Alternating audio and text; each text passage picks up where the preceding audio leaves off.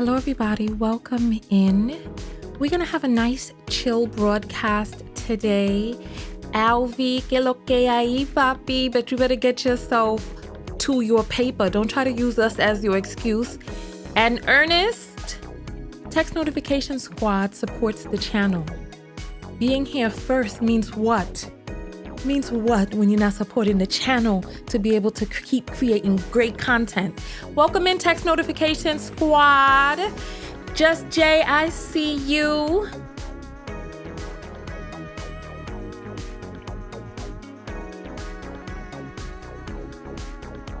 Iffy, I see you. Nettie, we see you. Welcome in, welcome in.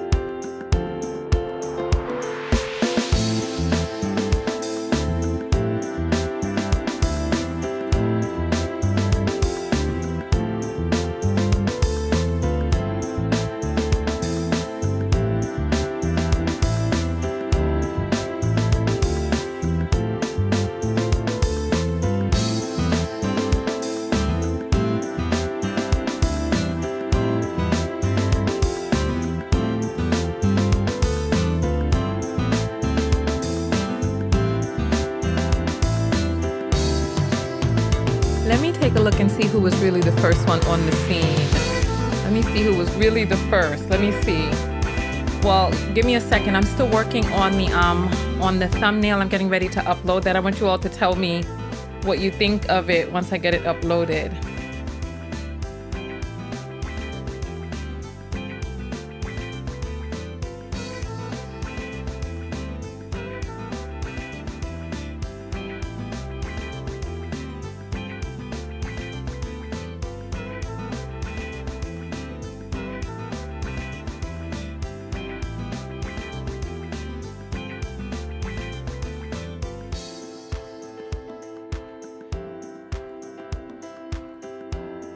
Ernest, we spoke on her the day before yesterday or yesterday. Just take a look in the videos. There's a reason why I didn't put her name in my title or her in my thumbnail. And I suggest that we all take heed. All right, thumbnail is updated. Go ahead and refresh and let me know what you think of the thumbnail.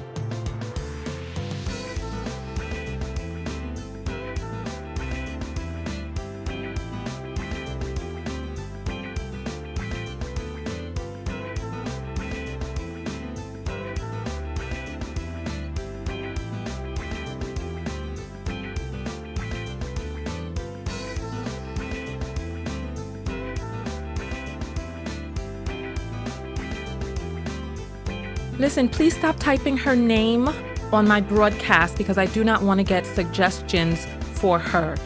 Please watch my video. Stop giving these people fame for degrading Black women. Who cares what she thinks? Who cares? This is why we need to have self-love and enough self-worth to not give a damn about some washed up hack. I did a video already. Stop this madness.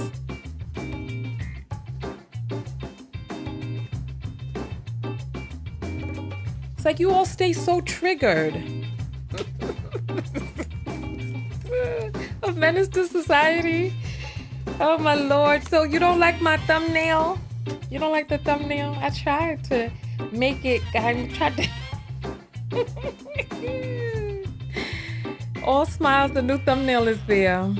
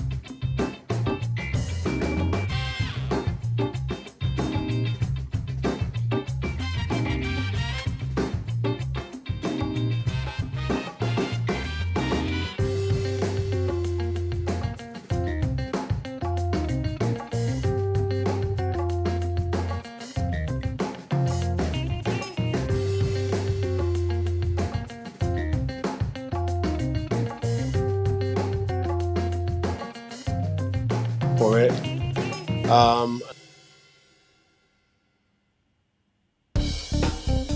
And I love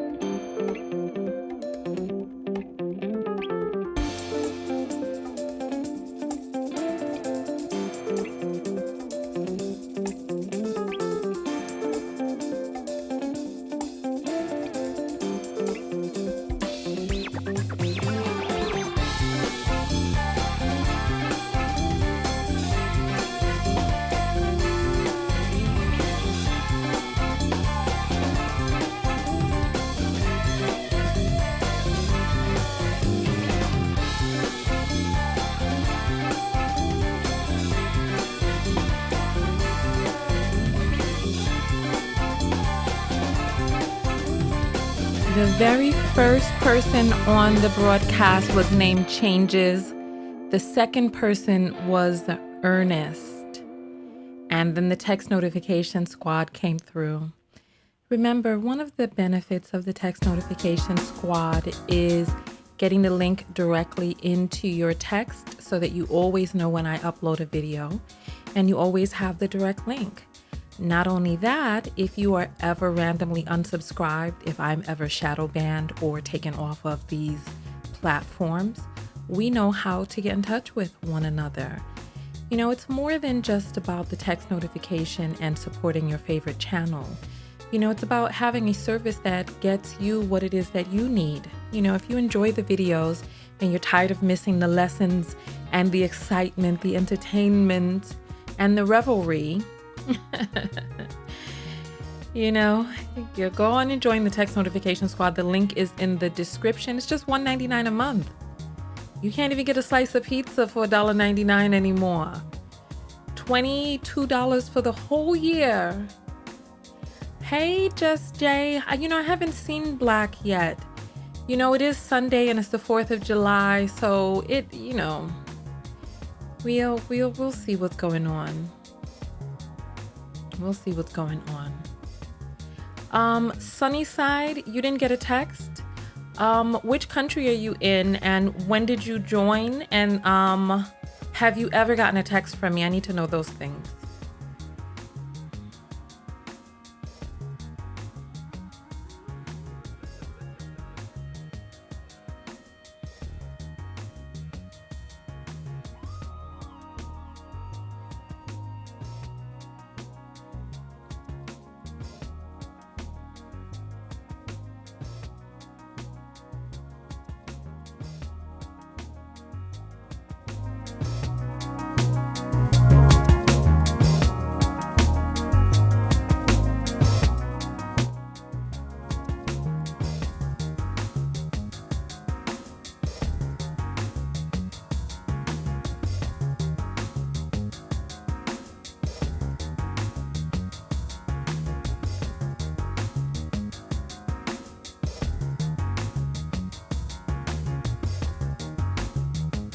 Oh my goodness, 35 seconds. Oh my Lord, I'm almost late. My goodness. Okay, I gotta get it together.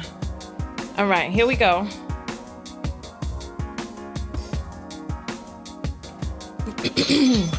Oh, the apples are starting.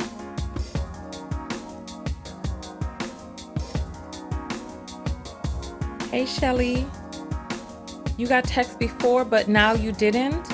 You know what? Contact me after. Let's look into that.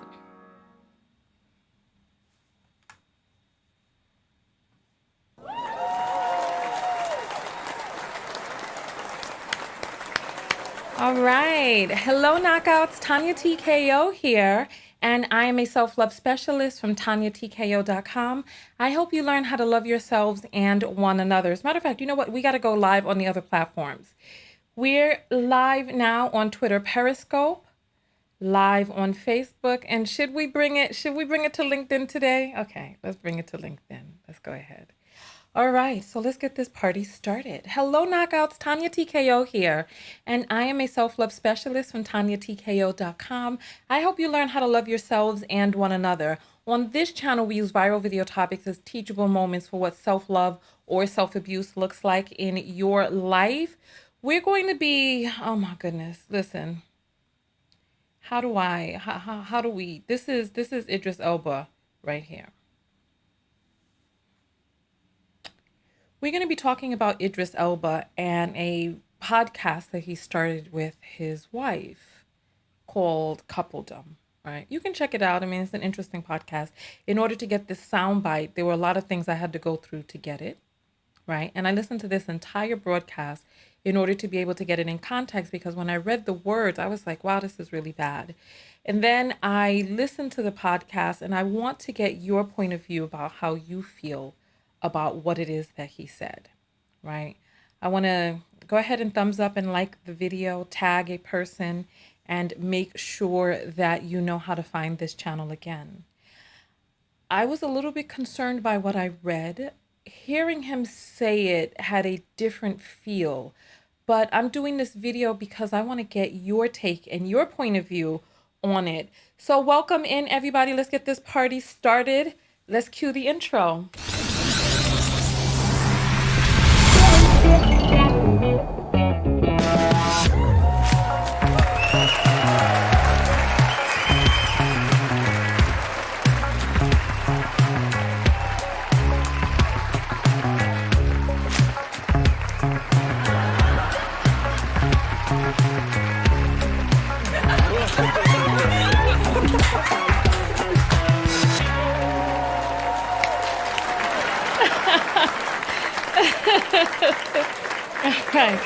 All right. Thank you. Thank you all so very much. Thank you all for being here. I am your host, Tanya TKO. I am a certified clinical hypnotherapist. I am a certified life coach with a specialty in relationship coaching. Today's video is going to be triggering for some people. So if you are sensitive to conversations about domestic, there's certain words that you can't say on YouTube because of the word scroller. But if you're sensitive to DV issues and emotional assault issues, etc., I don't even know if I can say that word, but this video, you may want to just come back to the video a little bit later. We're going to be talking and we're going to be showing some charts about the cycles as well as the power dynamic that exists. I'm going to play the exact audio from Idris Elba and what it is that he said on the podcast with his wife. I want to get your take on it. And before we dive into it, I want to read the rules of the broadcast so that we can all be on the same page, right? Number one, these topics are topics for self-reflection. Though there are people that we are going to discuss in the videos, these videos are best served for people who are willing to look inside and see what they can apply to their own lives, because this is never about them. It is always about us. Two, in the audience, please combat. If there's somebody who says something that you don't like, combat the argument. Don't combat the person. Don't call people names and those sorts of things. Say what it is that you disagree with about their point of view. There are 3 easy ways to get banned on my channel. One of the ways is to continue to express that you don't want to be here. Another way is to continue to call people names, myself included. And the third way, if you call a woman misogynistic slurs on my page, you're gone. It's as simple as that. Don't be disruptive on my channel. Be on your best behavior. What I'm doing up here is for entertainment purposes. There may be times that I point out things about people's appearance, but those are things that are verifiably true. Don't start trying to assume and guess you know people, either them or the other people in the comments. 4, text notification squad. Did we say 3? Oh no, 3. If you enjoy the channel, subscribe. Make sure that you know how to find the page again. 5, Cash App is in the description. I'm going to be reading the apples in a little bit. 4, text notification squad are the people who get a text notification whenever I go live. Sometimes you're randomly unsubscribed. Anything can happen on these platforms. It's too fickle. But the 475 people who have signed up on the text notification squad, I know how to reach you all if anything happens, and you get a text right to your phone, so you have the link and you can watch the videos at your leisure or jump over here early and watch it with us. 6, submit topics on tanyatko.com. Click on contact. Don't post links on my page. And 8, I am a certified life coach. I have a life coach who I pay. I know who to get business advice from. And once a year, I get a mental health checkup. Do not use mental health in the comments as some sort of way of trying to shame people. Mental health is an important part. That's why you go to the gym. No, you need medication. No, it's an important part of our growth and our journey. And that's one of the things that we're going to be talking about in the video that we're going to be listening to. So on that note, listen, I like myself. I am who it is that I choose to be. If you like it here, then you found your tribe. If not, please, I implore you, go to a page with a content creator who you resonate more with. It's easier for you to change the channel than for you to try to change me, especially when I like who it is that I am. If you don't like it, that is your issue. Let's continue to go forward. Should we jump right into it, or does anybody, oh, I see some 10s up. You know what? Let's go ahead. Put your 10s up if you're a part of the text notification squad. Thank you all so much. Thank you. I appreciate you all for supporting the channel and coming out and being a part of the broadcast. So thank you. Come on, text notification squad. There's a 20-second delay between when I say so. There's a 20-second delay between when I say something and when it comes up on the screen. So we're gonna give that a few more moments. Hey, Carrie says this is my new favorite channel. All right, welcome in. Thank you, text notification squad. Perfect. Now the 10s are coming in. Wonderful. Oh, Iffy is on, we got 2 people on Periscope, 500 on Facebook, 730 on YouTube, and on LinkedIn, we can't see the numbers. But let's jump right into it. I'm ready if you all are. Welcome in, text notification squad. You all support the channel. The Cash App support the channel, and I am lucky and glad for each one of you. Let's go. Sabrina and I both have, strong personalities, and typically it's Sabrina who comes and says, hey, listen, man, I don't want to fight, but I've been better at it recently. But what happens is when I do it, I get nothing back. Nothing. When she does it, I go, okay, thanks, baby. Listen, da-da-da. And I do it for her. She's like, oh, yeah? Okay. Yeah. I'm like, what? I thought I was doing, All right, this is the first part of it. I'll play it again for you all because we jumped into it rather quickly. There are a few different things that I want you all to pay special note to. All right. Number 1, they started a podcast together during the pandemic called Coupledom, where, let me ask you all a question. Is it just me, or is it insufferable when a person gets into a new relationship and then all of a sudden they're the expert? They didn't have any interest in talking about relationships before. And then as soon as, and it's so sad because in the Black American community, Black love, hashtag Black love is so rare that we end up worshiping, we end up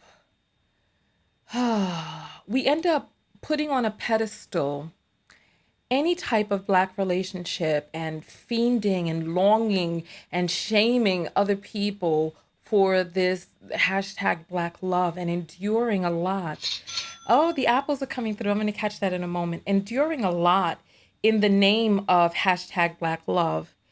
And this is one of the things that I want to discuss today because I find it very sad. And so let's continue going forward. We're going to start that audio again. There are a few different videos that I want to show you, as well as why I'm kind of cool on Idris after the pandemic and how he let his wife catch COVID from him and then say that he loved her even more for it. That's when I was like,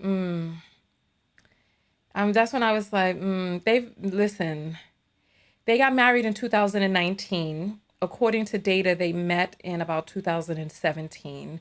So look, I'm gonna tell you this right now because I already see some of the comments coming in. I'll put some up on the screen momentarily, right?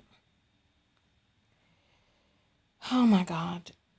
If you want to safely worship Black men, this isn't the platform for you. If you want to sit comfortably by and not question, this isn't the channel for you. If you like diving into ideas and exploring, if you like asking questions and answering those questions about yourself, this is the perfect place for you. You have found your tribe if you are an intellectual, a sapiophile, sapiosexual. If you are the type of person who likes to think very deeply and likes to dive into ideas, if you're one of the type of people that folks have said, oh, you think too much, in the past, this is the perfect place for you because we dive in all in and out of ideas here. So let's continue going forward. We're going to play the audio again, and then I have some video clips that I want to show you. Sabrina and I both have, strong personalities, and typically it's Sabrina who comes and says, hey, listen, man, I don't want to fight, but I've been better at it recently. But what happens is when I do it, I get nothing back. All right, so I want you to pay very close attention to that. He says typically it's his wife who comes to him and is the one trying to make up. He says this is typical, right? That's number one. Then he says when he goes to her to try to make up, that he gets the cold shoulder, so to speak, right? So there is something going on with the way that these fights are going on, that when he comes to her to try to make up, that she doesn't, the type of person who likes to end an argument early, he's doing something in that relationship that is so egregious that when he goes to her to apologize, she does not want to hear any of it. She doesn't want to have any of it. And we all know what it's like when people apologize, and it just continues to perpetuate. Let's continue going forward. Nothing. When she does it, I go, okay, thanks, baby. Listen, da da da. And I do it for her. She's like, oh yeah, okay. Yeah. I'm like, what? I thought I was doing, Anyway. Now here comes the part I want you to take. Your partner says something. This is the part I want you to take very special attention to. So basically, the premise of their podcast is they invite couples on and ask other couples questions, and this is the podcast. So they had this Muslim couple on that they had an arranged marriage, and the woman decided that she was going to stay with this man no matter what, and it actually worked out in their favor. Their families were family friends and stuff like that. Their families were friends of one another, and then the daughter and the son got married, and they have been together for 20 plus years or whatnot, but they're still very young because they got married at like 19, right? So they would have disagreements and they would stick it through. So now Idris is getting ready to come in and give his information about how he has behaved in his and Sabrina's relationship. And I want you to listen very carefully to what it is that he says. And then I'm going to ask you the arbitrals, and then we're going to dive into the true topic of today's video. Let's go. Let's go back just a little bit and keep playing. Your partner says something that is scary. Hold on. Let's go back a little bit. Your partner says something that is scary. You're witnessing things that you don't quite understand. I know, like Sabrina and I, early in our relationship, I was very stressed. I would have these massive anger tantrums, which were like, and she was like, oh, who are you? And okay, let's talk about that part first. He's asking about when your partner does something that's very scary, that you don't understand, and his behavior was so egregious that the woman who was dating him or married to him would say, who are you? Not even recognize the person that she's there with, right? Not only that, listen to what it is that he says. Why did he have these quote unquote tantrums or outbursts? Why did he have them in his point of view? Why? What did he say was the reason, right? I'm going to wait for some of your comments. I want to see what you all are saying. What did he say was the reason? Because like I said, there's a little bit of a delay, right? So I'm just going to, somebody's asking, why don't I make positive videos about Black men? Do you see me making quote unquote positive videos about anybody? This is not the channel for that. This is the channel for self-reflection. If you want one of those motivational channels, there's many of those out there. This is not one of those playing a trumpet and this is a channel for you to self-reflect. Don't get invited to the block party here today, because if you're expecting that, whatever you're talking about, that's not going to work over here. Okay, anger tantrums, but why? Why did he say he was having them? Why? I'm looking for the answer of why. Thank you. There we go. Miss Mean Jeans 77. He was stressed. So he's blaming the anger tantrums on quote unquote stress. And this is what I want a lot of us to pay attention to. He decided to have those tantrums out of choice. It was a choice for him to behave that way. He chose to let it go, to let it out. There's this book by Lundy Barcroft called Why Does He Do That? Remind me a little later in the show. I'll pull up a thumbnail of it so that you can look for it wherever you buy books from, right? In the book, Lundy Barcroft, who's a psychologist, he has dedicated his life and career to exposing abusive men, right, and their tactics, etc. And some people don't realize that they're abusive. So when I first read the words of the soundbite for this, I was like, well, what has he done? What assistance? Because our behaviors are patterns, right? There are things that we do that are part of our programming. What has he done to shift his programming in order to do things a little bit differently? That's what I want to know. If he felt that it was okay to behave in a way that was scary, even in his own words, right? And in a way that his partner did not recognize him, and in a way that when he came to apologize, that she would not, even the person who would always be first to apologize, when he came to her to apologize, she shut down from whatever it is that was going on in the arguments. I'm going to rewind that a little bit for you all so that we can hear it again. And thank you. What does he mean by tantrums? A child, when you think of tantrum, what do you think? You think of a child, 3 to 5. And if you do research on why children have tantrums when they are frustrated from not really having good command of the English language, not being able to express themselves to their parents, not being able to discuss and emote why they're frustrated, or they haven't had a nap and they don't have good control of their faculties. But a grown man saying that he's having a tantrum, this reminds me of that movie, Sleeping with the Enemy. I'll never forget, because I was very, very young when I saw the movie. I saw Sleeping with the Enemy with Julia Roberts and the person she played opposite to. She just married this wonderful man who had swept her off her feet, and he beat her down, right? I think there was like the cabinet was not lined up correctly, and he beat her down. What was it that he said when he came back in from being out on the town? Because she woke up the next day and was like, oh my God, what the HE double hockey sticks has happened? When he came back in, what was it that he said? I'll give you all a few moments to answer that. But there's a little bit of a delay, so I'll answer. He said, oh, he brought her a little gift or something. He was like, as a way to make up from our argument, right? That's what he called it. He called it an argument. And Julia Roberts' character was like, what the F? That was an argument, right? And so when Idris says, oh, I would have these temper tantrums with the word scary, his wife didn't recognize him. What exactly was taking place during these quote unquote tantrums? Let's rewind just a little tiny bit so that you all can hear. Yeah. I'm like, what?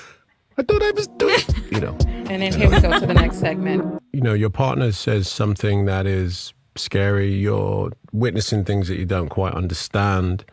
I know, like Sabrina and I, early in our relationship, I was very stressed. I would have these massive anger tantrums, which were like, and she was like, oh, who are you?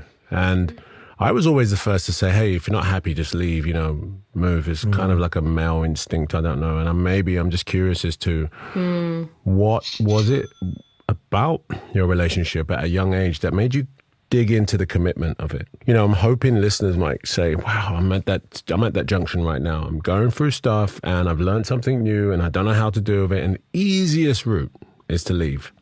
But you stayed. Sabrina and I both. Okay. What did you hear? He used to tell her what?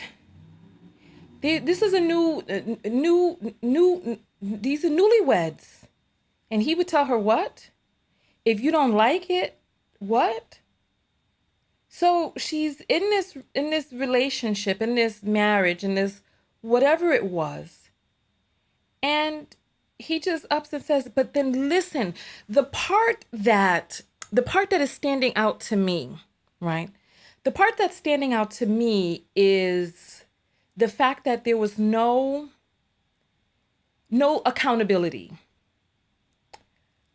Oh, I would tell her to leave, not because of his own brokenness, right?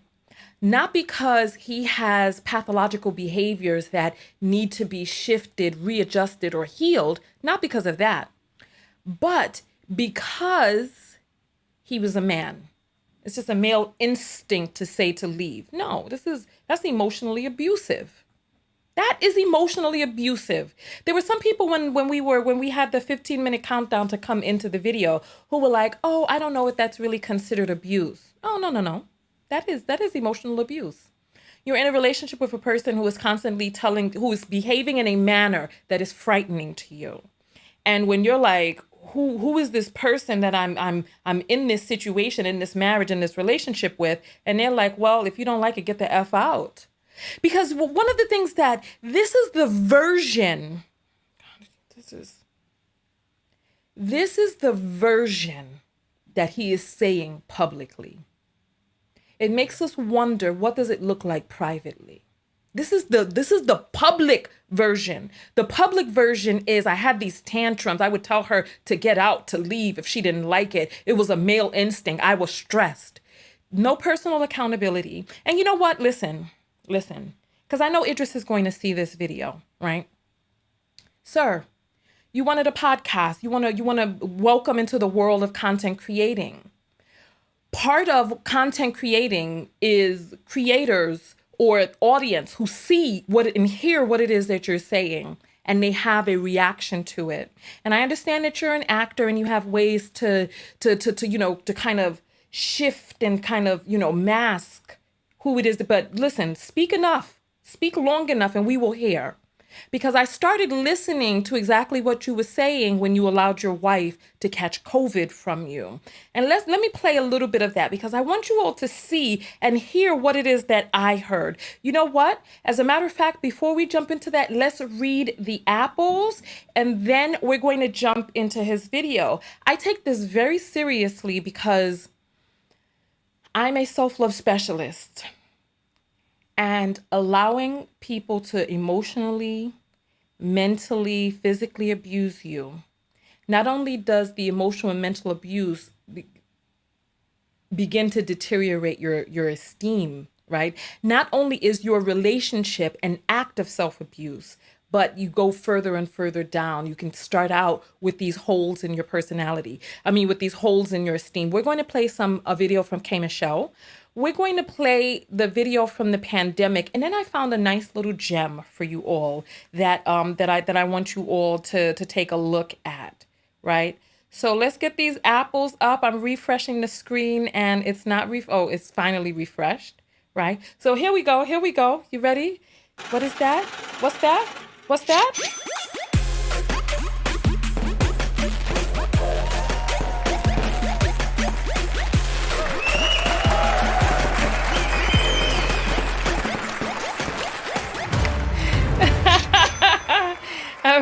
All right. Let's read these. So Jennifer sends $1 and says, Black says the chat is restricted. That's interesting. I wonder why the chat is restricted today of all days. It's probably because there's certain words that you can't use on YouTube. Lisa sends $5 and says, support. Thank you so much, Lisa. We appreciate the love and support. I try so hard to, okay, there we go. Adia sends $2 and says, I think we misidentify empaths for mammies sometimes. Me don't know what you mean, because there's a lot of people who do be pulling out the cape out here on these streets. So I don't know. And we're going to talk a little bit about empathicness in a moment. Olivia sends $5 and says, continue delivering interesting topics. Thank you, Olivia. We appreciate the love and support. Consider joining the text notification squad if you have not. That is a great way to be able to have a subscription to support the channel continuously each month. Only $1.99. Keisha sent $6 and says, sending love. Thank you so much. We appreciate that. Thank you. Thank you. Thank you. Thank you. All right. Are you all ready to jump into this video? Okay. I want you all to let me see if you all But heard her here. not coming to where I am, she did. Oh my gosh, let's continue. Let's continue. Much as we talked about her not coming to where I am, she did. I wanted to. And I love her even more for it. I want to pause right there. What did you hear? What did you hear? Like I said, keep talking, Idris, and we will hear. Keep talking, we will hear.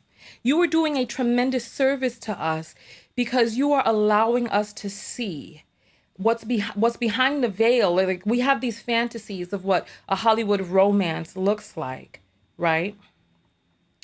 And you are a living example of how when you peel behind the veil, things start to seem and look a little shaky. Let me set up the situation. He does look like her father, though. He really does. And he's only 48. I don't know what's going on with him. I don't know. Look, okay.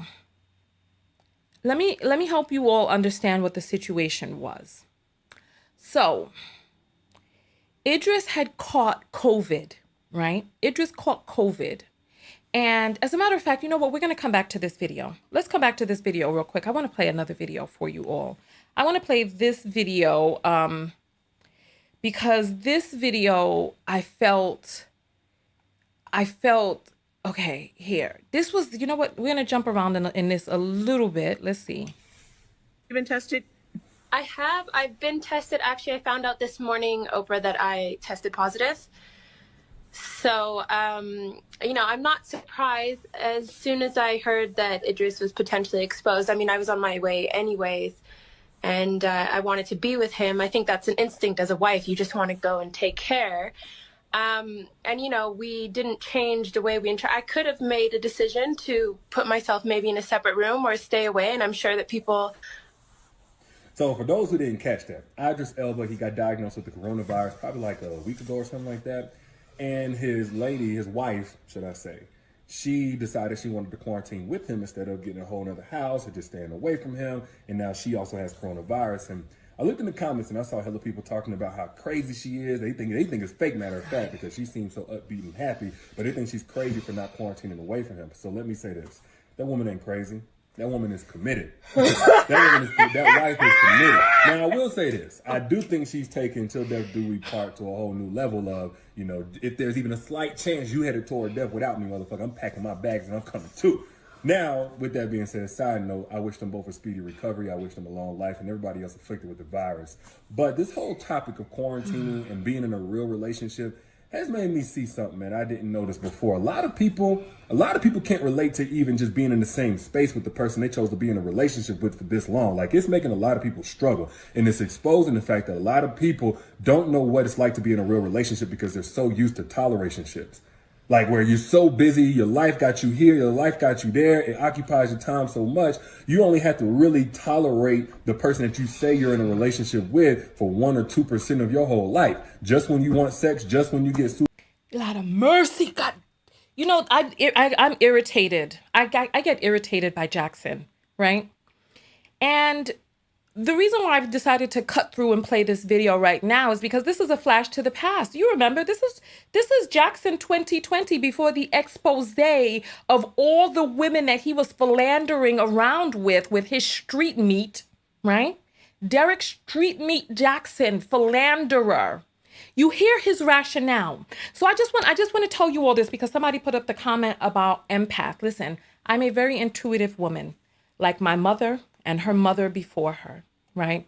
We have the ability to be able to feel a person's energy and be able to avoid the effery, right? It's a blessing and a curse. So there are some people who are like, Tanya, why were you short short-tempered with that person on the phone. Why did you behave this way with this? Because I'm feeling a lot of different things and hearing a lot of different things that you all may not be privy to, depending on how in touch you are with vibration, how educated you are on the signs of abuse. I'm gonna show a chart to you all, and many other things. So I would listen to Jackson and I would feel irritated by him, but there were so many people who were on King Ding-a-ling jangling, gargling his nuts and telling me that I was the one who was wrong. But now, oh, how it has unfolded. So when I start doing this video and I start pointing out things to you, and for those of you who are Idrisophiles and you're on another black man's thing, trying to tell me the what for, right? I'm here to tell you, let's just have the conversation. Let's look into it. Let's just see. Let's ask the questions, because there may be something to it. Instead of your reflex of being like, oh, she's bitter, oh, she hates. No, I'm a self-love specialist. My goal is not for you to be in just any relationship or any tolerationship, is he's trying to coin a new term. Meanwhile, he had never shown his wife publicly until after he got busted for being street meat, right? Nonetheless, everybody was they just loved Derek. Oh, Derek. They just love Derek Jackson. And we see how that turned out, right? Let's go. I'm going to play a little bit more of this for you, just so you could hear because he also agreed with Idris, because Idris was like, we're going to get back to exactly how his wife caught COVID and why I lost respect for Idris after that. Let's continue. Super lonely, just to say you got somebody. But quiet as kept, real relationships, they consist of times like this. The whole quarantine thing ain't nothing new to a person that's in a real relationship with somebody. If you was in a real relationship? Together, y'all probably don't need to be together. Call me what you want. Oh, God, okay. Okay, listen. All right. Go off, Tanya. You know what? Oh, I can't wait to dive go off. Through this. Go off. Yeah. Go off. You know what? If you're new to my channel, I'm going to introduce myself. You know what? I'm Tanya TKO. All right. We'll listen. If you want to see that video, just Google Tanya TKO and Idris. It's the second video that comes up. You can watch that. It's an interesting video, and I give a lot of lessons in there. Those were videos before I started doing straight lives, right? So that was an edited video that had a lot of information in it.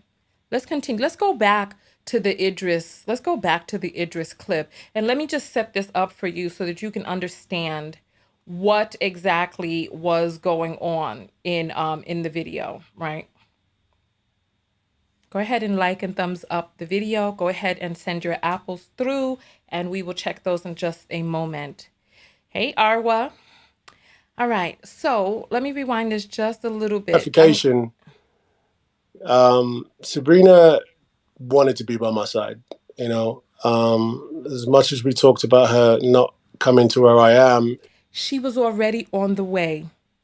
She was in the flight when he found out that he has COVID. So she was already on her way there. And he's like, oh, well, don't come. But she's on a flight. What would a responsible man do? What would a responsible man do? If your wife, your young wife who you just got married to, right? If she's on her way to you and you found out that you have this new disease that nobody knows about, what are you don't know whether or not she's going to get sick, have long-term sickness. You don't know. He has a child already. And then we're gonna play K. Michelle's video so that you find out how he got that child, right? So this baby daddy here, right, has a child with another woman. He is ill, or he has this virus. His young wife is coming to visit where he is because he's working on some movie. What would a responsible man who wants to protect his wife do? So she's like, I want to be where you are. What would a responsible man do? Somebody says, get a separate room, book her a hotel, rent another room, or send her back. Arrange. Thank you. Thank you. Thank you. It's like, what are we not getting? It's like you get angry at me for speaking, but what does self-love look like in this situation? Self-love looks like what it is that the standard, the boundaries that you set for yourself and the boundaries that you align yourself with. Many of us think so lowly of men. Like people are like, Tanya, you hate me. No. How can I hate men? I don't hate men. I have expectations of men. And when they do not meet that bare minimum, God damn, you all are talking about this situation with Chance and Tabitha, that he supported her while she was following her. The man was a father. He had a child already.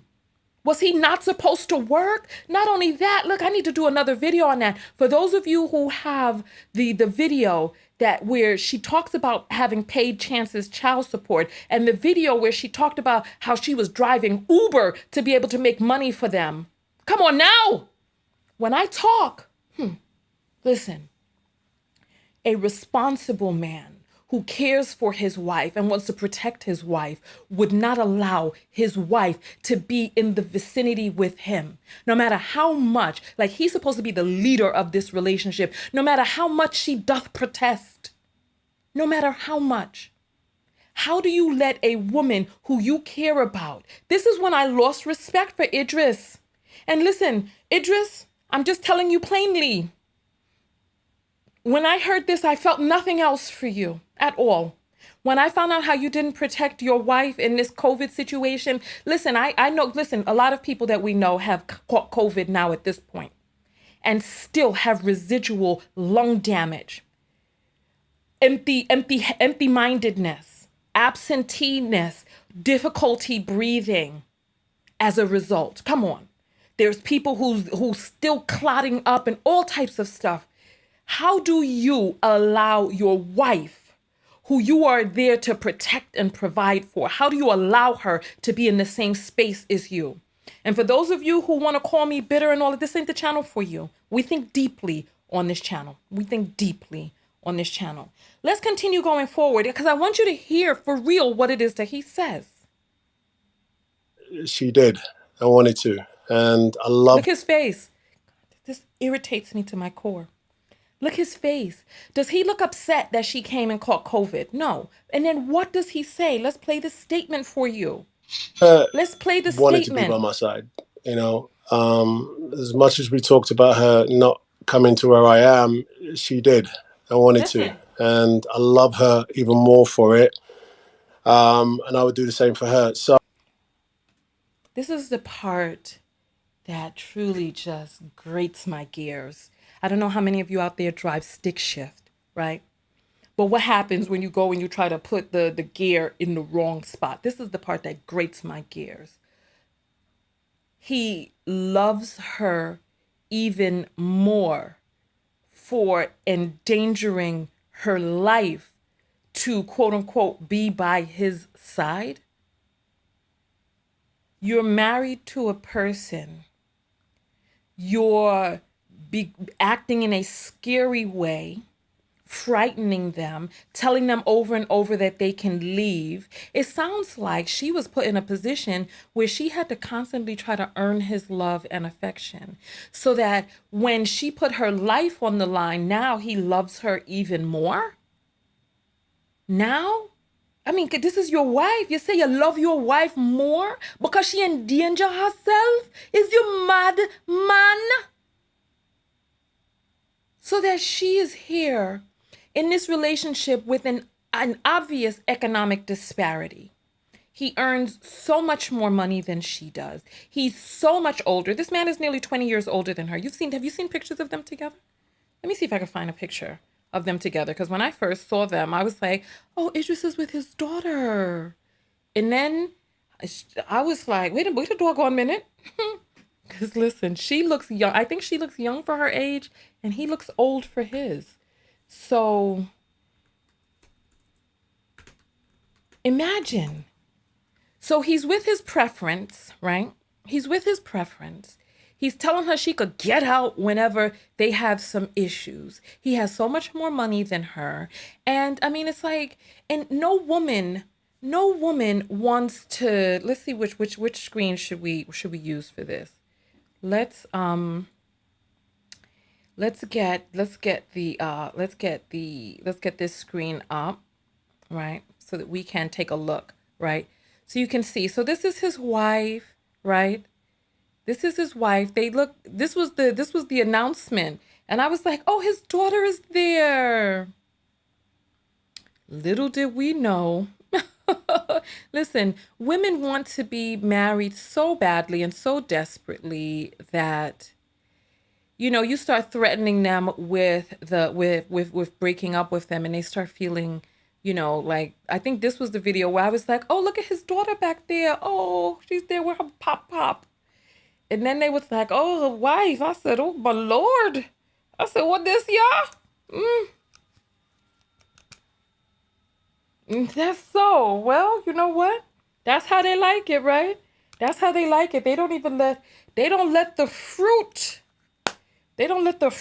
get ripe enough on the tree. They want to pluck it before it even has a chance to really to start to live.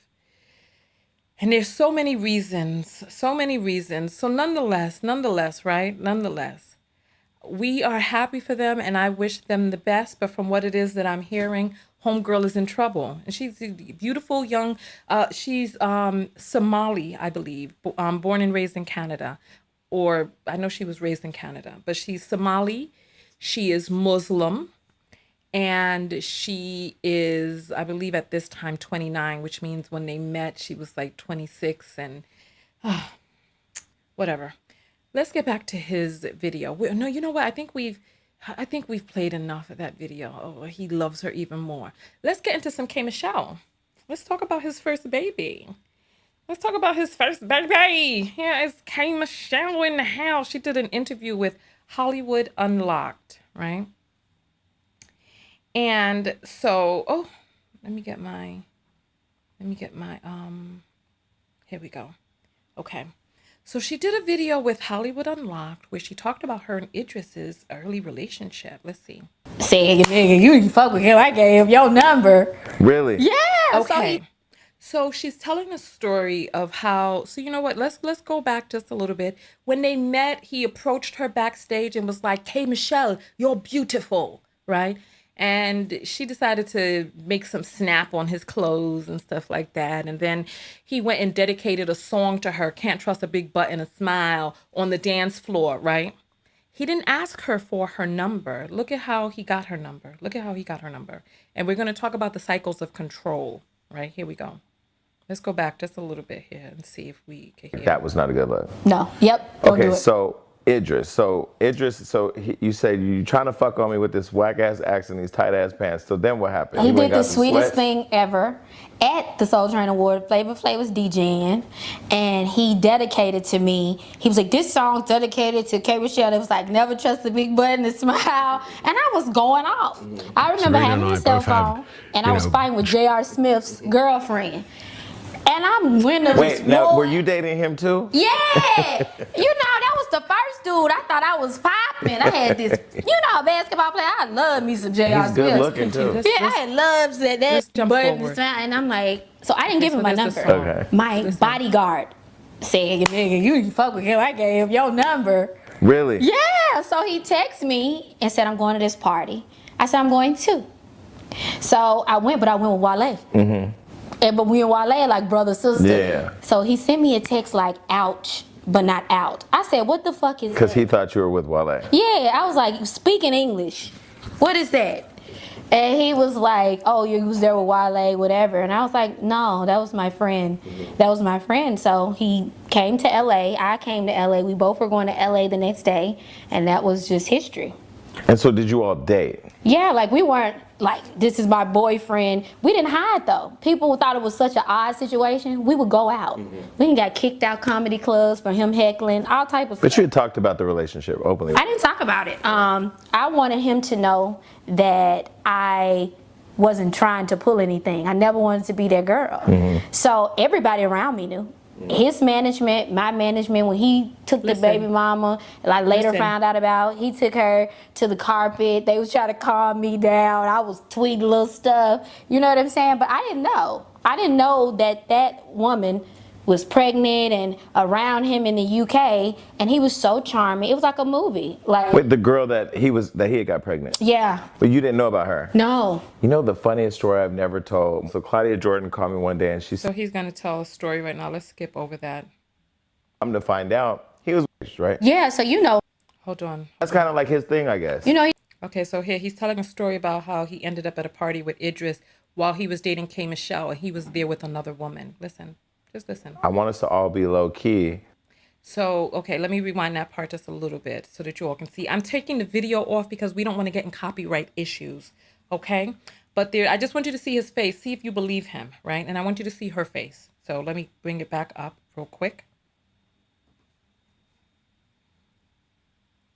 And I said, okay. And she said, we're going to go out and we're going to hang with somebody, but you got to be real low key. I said, okay, not a problem. This was years ago. This was like years ago. So we pop up and Idris is there. I'm like, oh, shit. And he said, I'll never forget, he said, I want us to all be low key, no paparazzi. So I'm thinking, okay, you on some celebrity shit, you want no paparazzi, okay, whatever. So there ended up being a big altercation at our table that created TMZ coming, but come to find out, he was with a girl then too. Yeah. Mm-hmm. Serial philanderer, right? Serial philanderer. Let's continue going forward. That's kind of like his thing, I guess. You know, he told me. What? He would never be committed to one woman.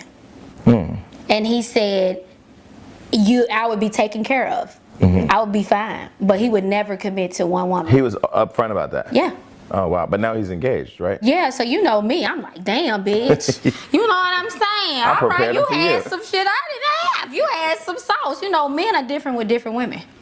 Why is that? Because somebody, that wasn't supposed to be my man. You know what I'm saying? I learned out of every relationship I've been in or dated, I learned the most from him. It wasn't a volatile, angry. It was, he didn't bring out a real cursing, cursing him out. He was a gentleman. He's real low key, real nice. Sorry, I just want to pull that back. So this young lady here is very rah-rah. You can see that I heard that she was on like one of those reality wife or reality girlfriend shows, like Love and Hip Hop or something like that, right? I don't know, I'm not sure. Or Love and Basketball, one of those type of shows. So you see, she's real rah-rah. She even says different men are different with different women. She's like, oh, I missed out or whatnot. Let's continue, right? Oh, wow. But now he's engaged, right? Yeah, so you know me. I'm like, damn, bitch. You know what I'm saying? All right, you had some shit I didn't have. You had some sauce. You know, men are different with different women. Why is that? Because somebody, that wasn't supposed to be my man. You know what I'm saying? I learned out of every relationship I've been in or dated, I learned the most from him. It wasn't a volatile, angry. It was, he didn't bring out a real cursing, cursing him out. He was a gentleman. He's real low key, real nice. Very supportive. I heard his sex was. All right, so let's continue. You heard all of that. With her, there was no, do you believe her when she said that there was no like rah-rah, there was no verbal violence and stuff like that in their relationship? So when he was with this firecracker of a woman, I see some of you making comments about how she's crazy and all this other stuff. I think her voice is so cute and she looks super pretty in this video. I don't know her. So I don't know what you all have against her. I think she looks super pretty, and I love the lines and the sleekness. She just looks really super cute to me, So I have a theory, and I want to see if you all have a similar theory. I want to see if you. What's that?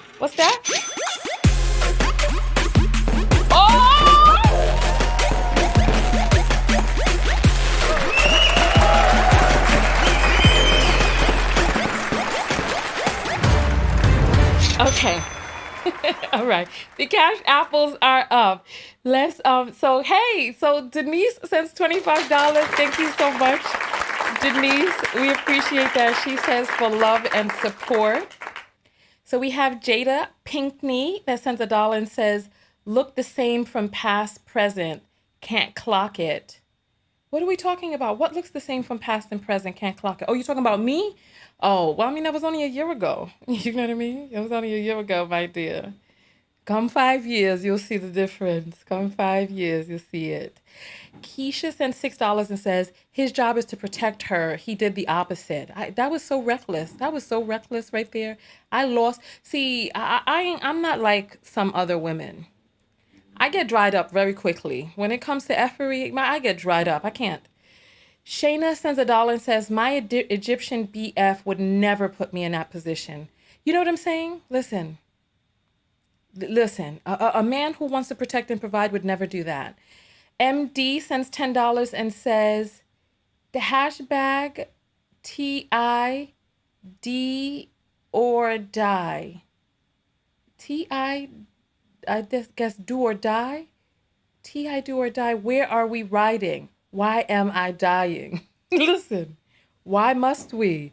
Thank you so much for that. Listen, why must we? Why must we be riding and dying? That does not sound like a fun trip. Adia sends $2 and says, I am in an arranged marriage. They say they last. Well, you know what? Listen, some people are meant to last. I think that a lot of when it comes to, I think some people who are meant to be are just meant to be. Because I've seen people in arranged marriages and the arranged marriages are wonderful. I've also seen people in arranged marriages and the men are abusive and the women can't get out. So, you know, it's hit or miss. You never really know. But I do believe that those people who are meant to be together, you'll be walking through the airport or you'll have a traffic or drop something or turn a certain corner and the person who is meant for you will show up. Oh my goodness, let's jump back into this Idris situation. I want to hear some of your comments about all of this mess and madness. Let's see what other links we have. Let's talk about the power and control wheel. Let's talk about that. Let's take a look at that over here, right? Okay, so this right here is the power and control wheel. Isolation, emotional abuse, economic abuse, intimate abuse, using the children, threats, using male privilege, intimidation. For many people, it starts right here with isolation. You can read all of these if you just search online for how do I know if I'm being abused, cycles of control and stuff like that. There are surveys that you can take to see whether or not you are actually being abused, because some people who are being abused don't realize it. Because you know what? There was a video that I had done, and the person that I was speaking with in the video was emotionally abusive, right? Using tactics that this person had learned from their mother, right? And their mother had taught them how to try to garner sympathy and pity with blame, and then attempt to use tears and sadness to contort and control the interaction. Now, there were a lot of people who saw this and was like, oh, this person, oh, mean old Tanya, meanie, what are you doing, meanie, right? And I kept my mouth shut. I had a conversation, offline. However, people aren't always able to tell what abuse looks like. People think abuse is talking loud and all that. No. And people think thugs are abusive. Oh, you're going to get beat up, you get with a thug. No, actually, some of the most violent men are men that are the sweetest you would never imagine. Like all of those people that you see and you're like, oh, that dude must be. No. It's the ones that you would never tell. And there are so many people who are in, there's a lot of people commenting on this video, right? Right now, there's 1,500 people on YouTube, 500 on Facebook, 1 on Twitter, Periscope, and we don't see the stats for LinkedIn.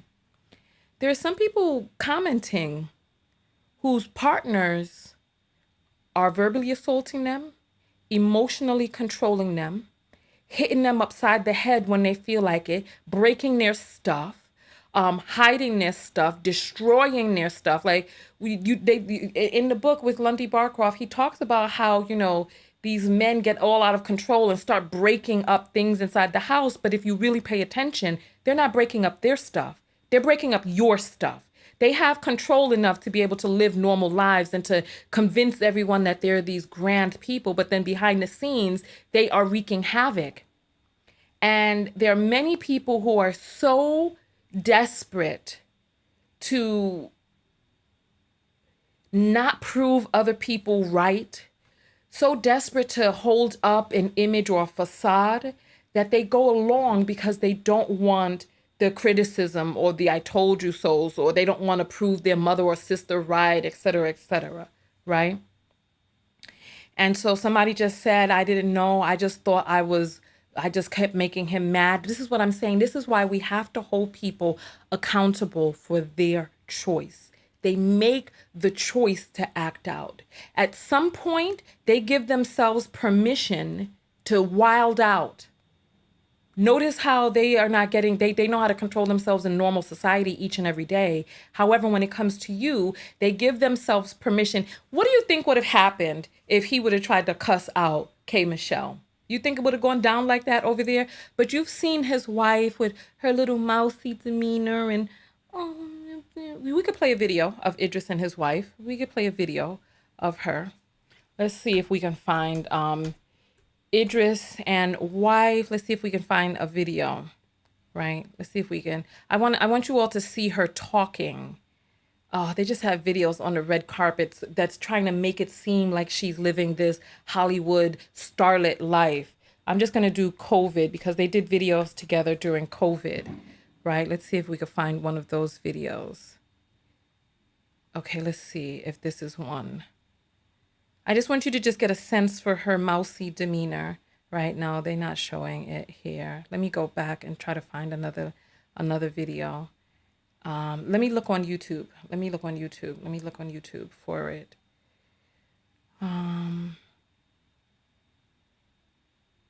Oh, this is a video I haven't seen. What's up, global citizens? It's Idris. All right, let's take a look. This is so sad, y'all. This is so sad. All right. Oh, I have to fix up my thing. Here we go. Let me fix it now, as a matter of fact, while I'm here.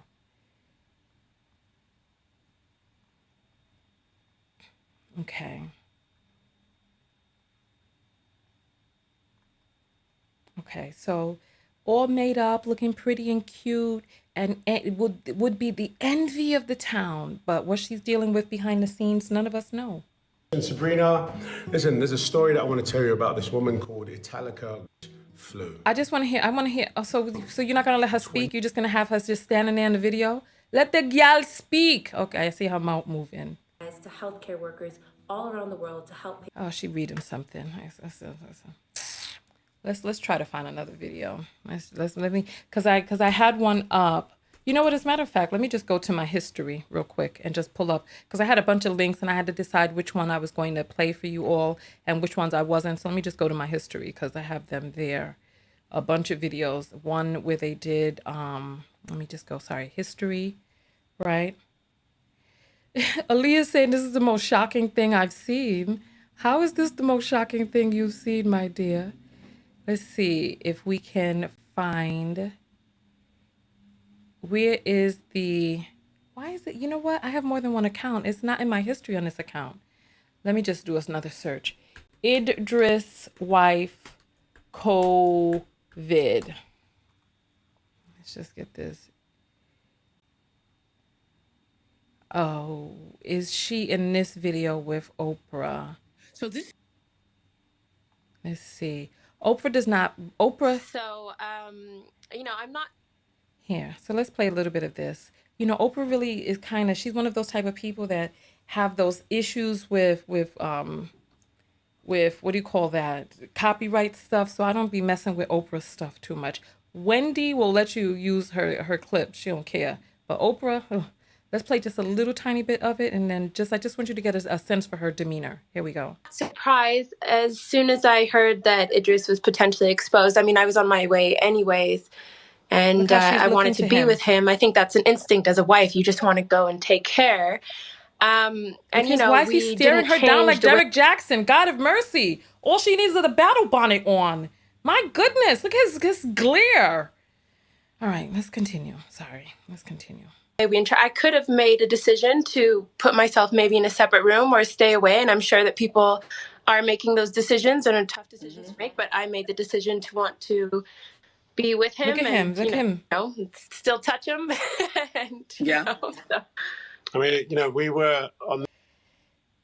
And then she tries to make some more jokes towards the end of the video. She's like, he's not a bad man to touch, is he? Wouldn't you want to touch him? It's some foolishness. Let's see, because she starts going on again, and now he's talking. Why was he glaring her down like that, though? It was bizarre. Oh, what the hell? I'm trying to find where she's like, wouldn't you want to be with him? Then, and prior to us knowing Fly. Wouldn't you want to be not a bad man? Still touch him. And, I mean, we were on the. I'm trying to get to the next part where she talks. Any point then, look at her. And prior to us exposure was, she had certainly agreed as well. The couple in New Project. I'm trying. Regret, or do you regret? I'm trying to find. Oh, here, maybe this is a part. Look at her. She looks like she's looking to him for some sort of approval, doesn't she? Look at the nonverbal communication. Let's continue. I'm a bit worried about people looking at us and thinking because we're asymptomatic, they shouldn't. It's not as big a deal as people are making. Thinking because we're. Oh, she's not going into it.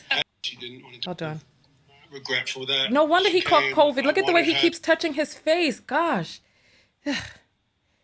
And I think this is. I was on my way. I was on the flight. You hear that, right? He was like, I told her not to come. And she's like, well, I was on my way. I was on the flight. I'll play it again for you. I mean, this whole situation is just annoying to me. Do that. I was on my way. I was on the flight. So he's like continuously. I was on my way. For that, she came. I wanted her to stay where she was. She didn't want to do that. I was on my way. I was on the flight. But I do feel a sense of responsibility, exposure to here, colleagues, and look at the nonverbal communication. Look at it. And it made me realize what I was talking about humanity. Good that these people didn't be accountable. Idris says he self-isolated as soon as he was diagnosed. Oh my gracious goodness! Just take my word for it.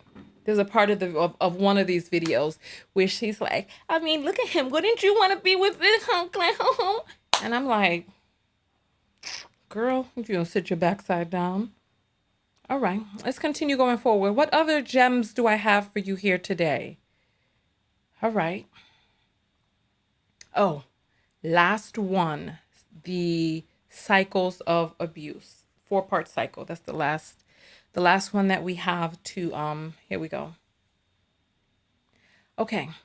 So the 4-part cycles of abuse, the 4 stages: building tension, then there's an incident of abuse, reconciliation, and then the calm. And this continues to go on and on. Tensions build, incidents of abuse or violence, which is threats, insults, attempts to control your behavior, intimate or physical, emotional, then the reconciliation, then the calm with the apologizing, and point to outside factors to justify their behavior. Are you reading? This is maybe the screen ain't big enough for you. Let me see if I can make the screen larger so that you can see. Because I have a touch screen, but for some reason with all of these monitors, I have to put it on a different monitor to make it large. Look. What did we see? Apologize while blaming others, point to outside factors to justify their behavior, minimize the abuse or deny it happened, accuse you of provoking them. I beg you.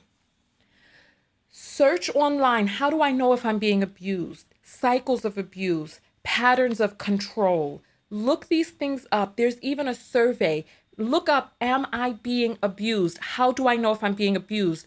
The greatest number of people who are abused are young people by people who are older. Look at when you have a person with a 20-year age difference and you're young, just stepping out of life.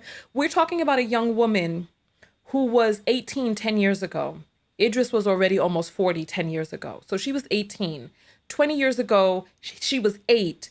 When he was When he was almost 30, she was 8 years old. So we're talking about a young lady who is just coming out into life. And remember, when I say this video is not about the people in the video, but it's an example for reflection in your own life. So what are the things that we saw in the video? Apologize while blaming others, point to outside factors. I was stressed. The tantrums, calling it a tantrum, children have tantrums, not a 50-year-old big grown behind gray bearded man with decades of acting experience talking about you were having tantrums, trying to, infantilize the behavior. I have these explosive tantrums. Accuse you of provoking them, right? Rinse and repeat. The cycle then repeats over time. Why it may not be very helpful. Okay, so listen, just read, go and look. Go take a look at the cycles of abuse. Take a look and pay attention to those. Please, I implore you. I don't know if you all, listen, we're done with the video right now. I don't know if there are those of you who want me to turn on the phone line so that you can have an opportunity to talk. I don't know, because we've been on for an hour and 20 minutes. So, we can, what's that? Okay.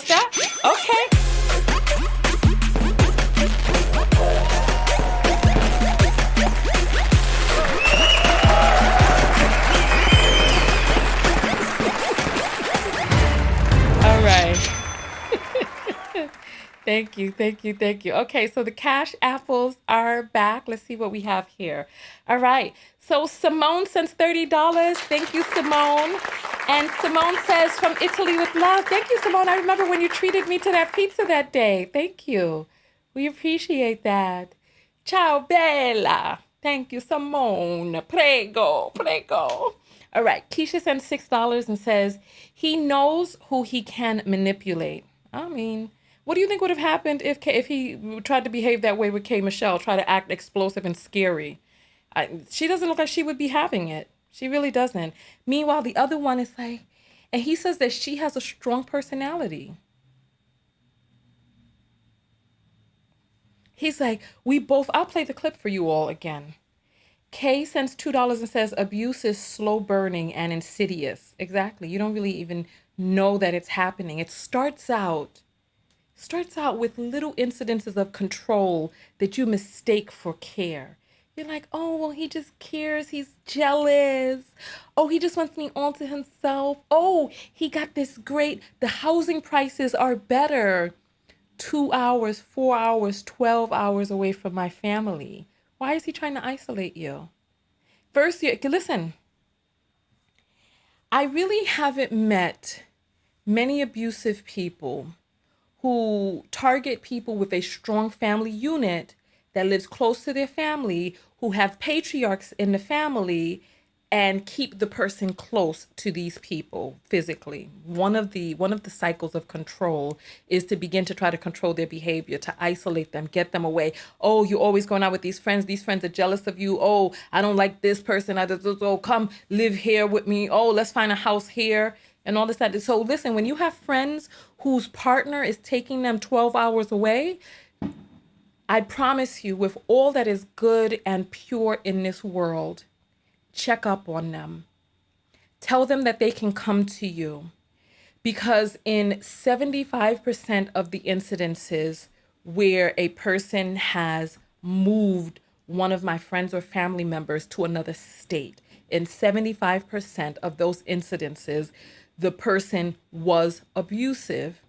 And you talk to them, but they don't want to tell you because they don't want to look stupid. They don't want to, maybe they're not ready to make a change. Maybe they can't make a change, but check on your peoples. But when you hear them somebody's taking your friend to another state, check on them. And just let them know, I'm here. Listen, how are things going? Talk to me. If XYZ, I want you all to tell, how are some ways for those of you who have ever been abused before? Let me turn on the phone line. 323-488-3149. We're going to limit phone calls to 5 minutes. I'm going to read the rules of the calls.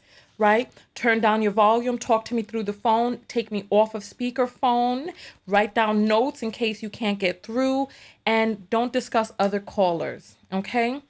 If I sense something off with your energy, if you interrupting me when I'm trying to speak is grounds for getting cut off, right?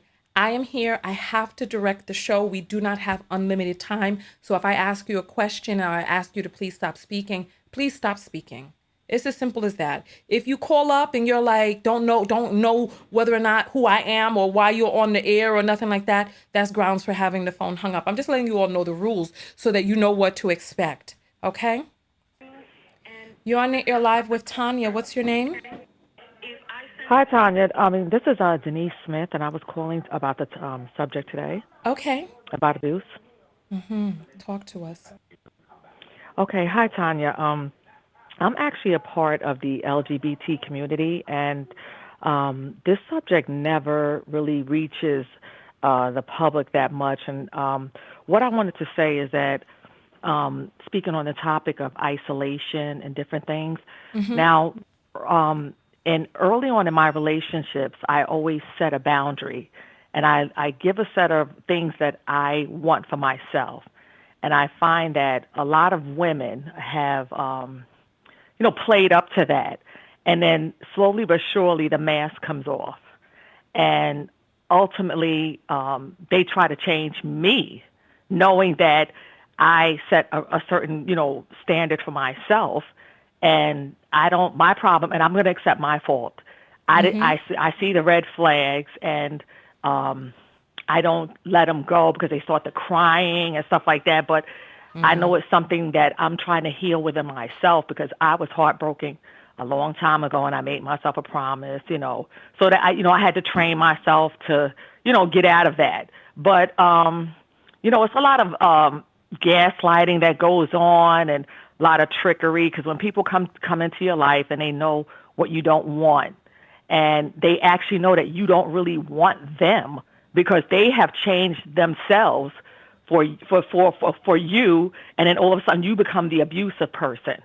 And okay. I have they always try to pose it as if you're the abuser. Yes.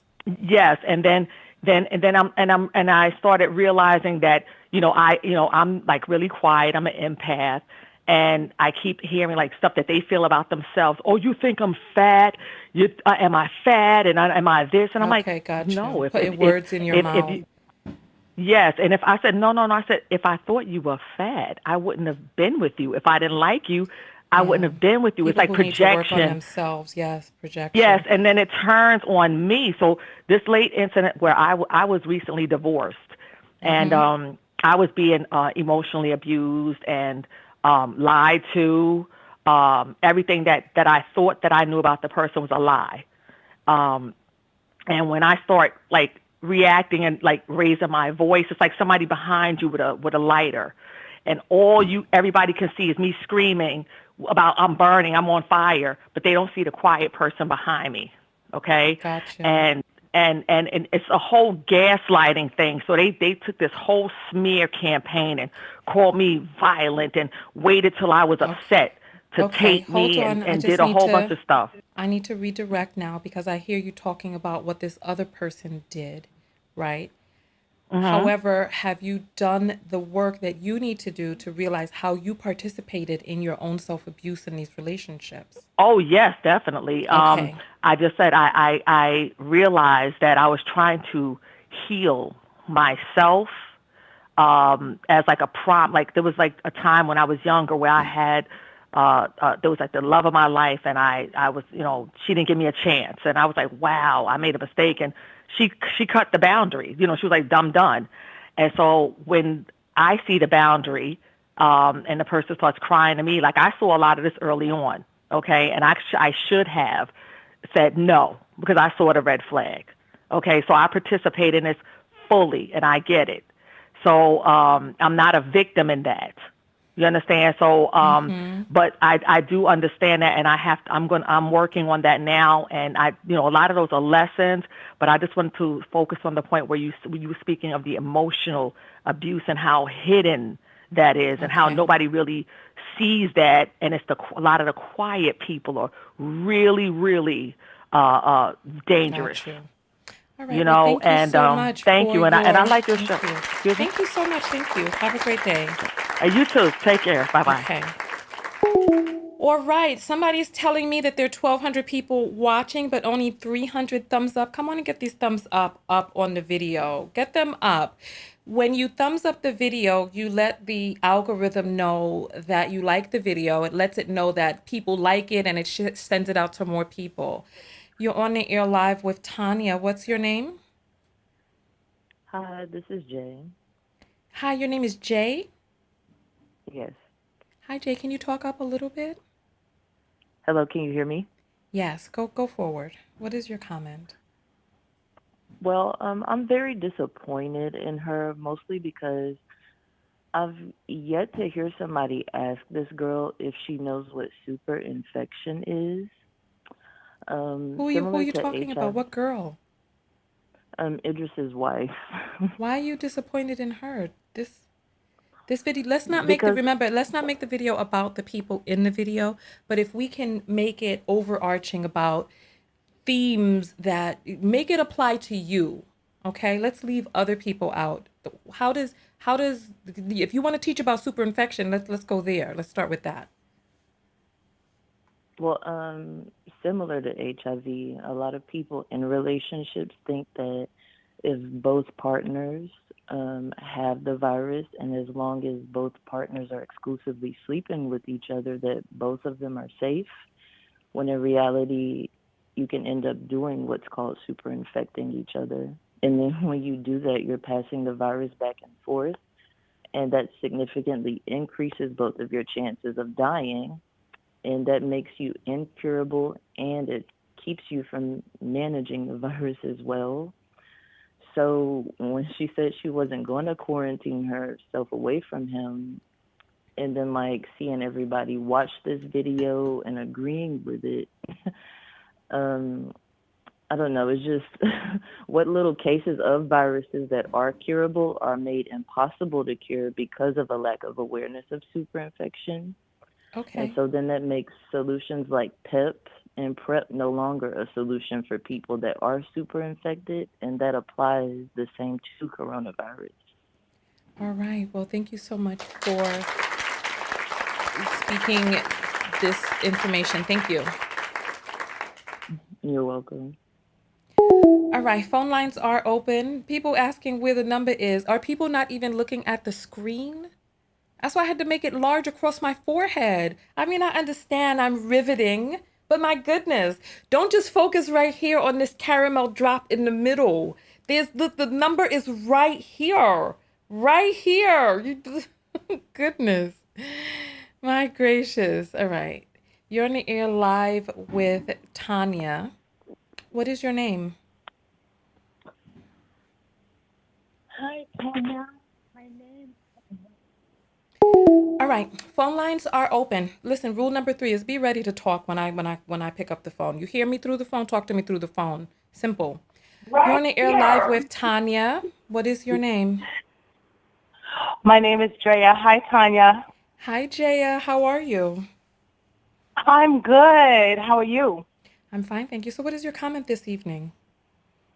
My comment is in regards to the video you showed about Idris and his wife. Okay. I can understand, as a woman going through my own struggles, having to confront my own fear.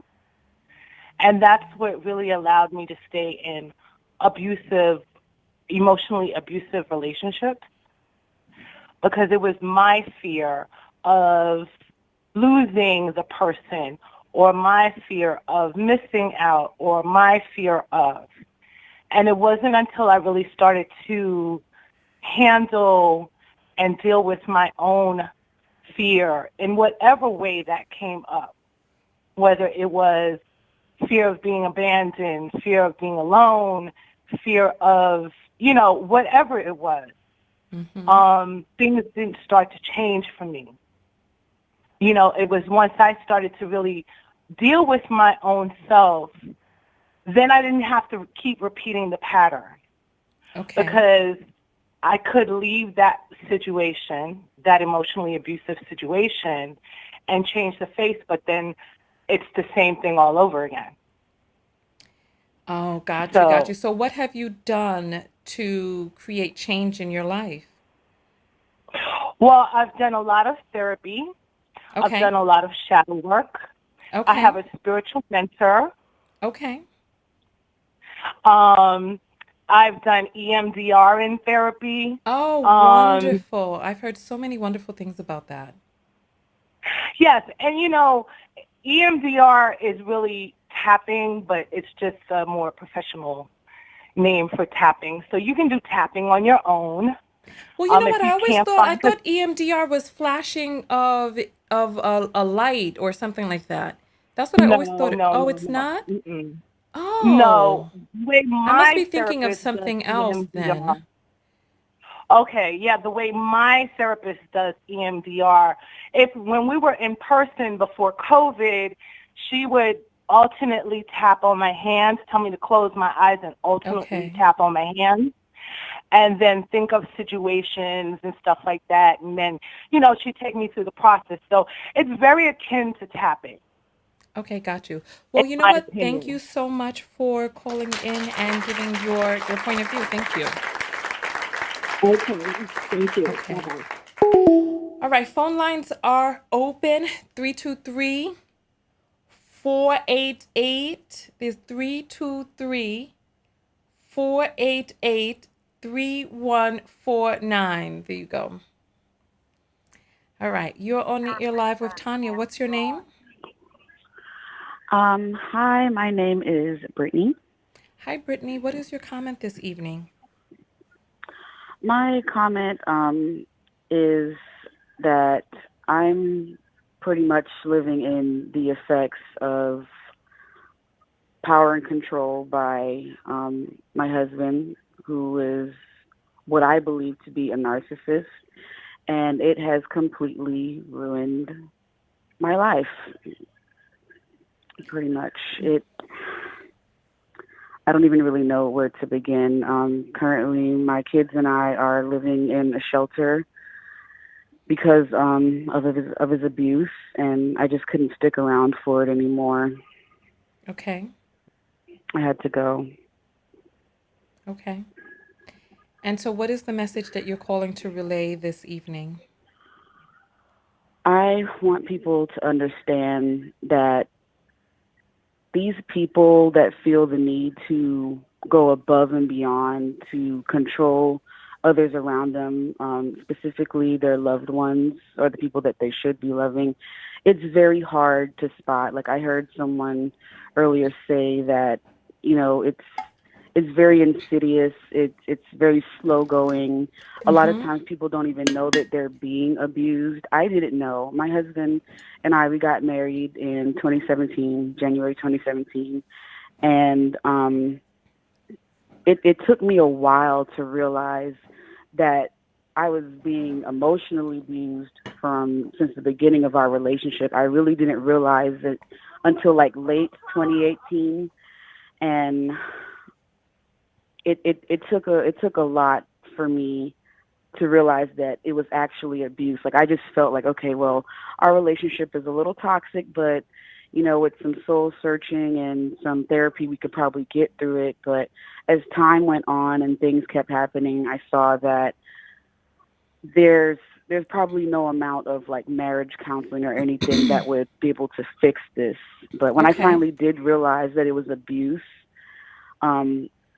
everything that I was doing to go above and beyond to like bend over backwards to try to fix things, I realized it was just all for nothing. And yeah, it really turned things around for me. What was it that made you realize that you were being abused?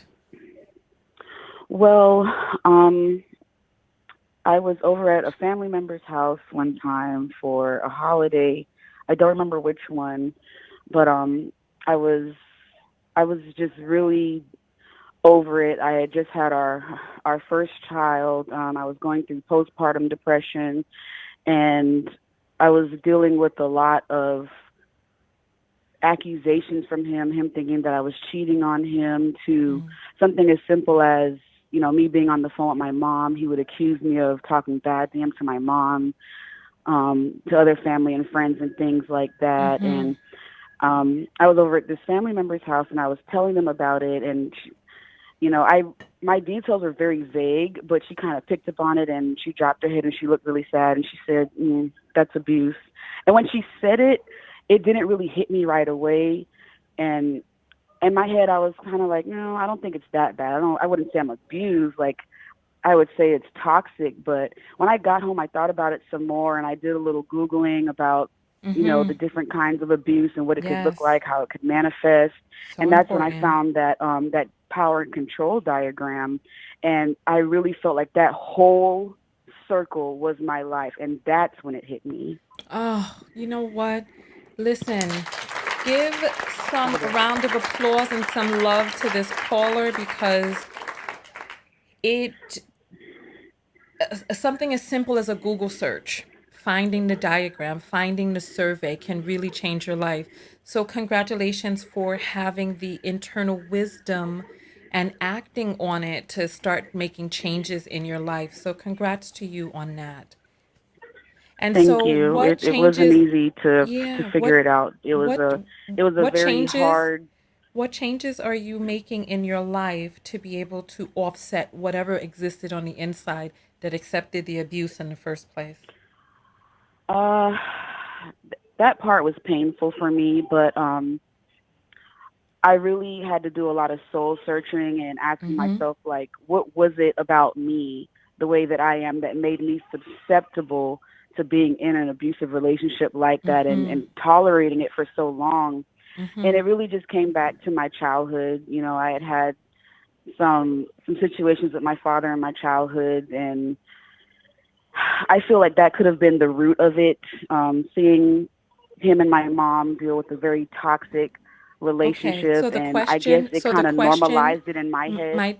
So the question is, what steps are you taking or have you taken to heal whatever existed on the inside that made you susceptible to the abuse or made you endure it? Well, the first step for me was to leave. Because I couldn't stay around my husband. You can't heal in the environment that is making you sick. The second step is to just put all my energy into loving me and telling myself that I'm worth it. I deserve better. Me and my kids deserve better. And, I'm just starting from there. I'm really just trying to figure it out right now. I'm in the very early stages of leaving. Like I said, me and my kids were currently living in a shelter, and I'm reeling right now. My mind is just so scrambled because every day I wake up and I'm like, I can't believe we're in this situation. I can't believe it's affecting my kids the way it is. So, just understanding that we deserve better, and I deserve we appreciate you calling in and taking the steps. Come on and dance with me real quick. Let's get some blood pumping, okay? Come on. You ready? Come on, make a move, girl. Come on, make a move. Come on. Hey, are you moving? I am. I got a little jig going. Come on, move. Come on. And if you're watching this video, get up and get the energy. Come on. Hey! Oh. Come on. Hands in the air. Wave them like you just don't care. You know what? You're doing the right thing, and you are on the right path.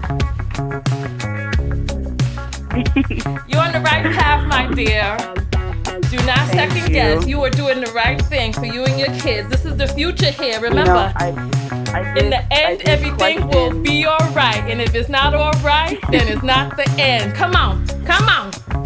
Hey. Hug your kids. Tanya, you are really love your kids. Up with your silly ways right now. Oh. Wow. Hey. Get it. All right get now. Don't hurt him, Tanya. Please don't hurt him. Don't hurt him. Y'all ain't ready.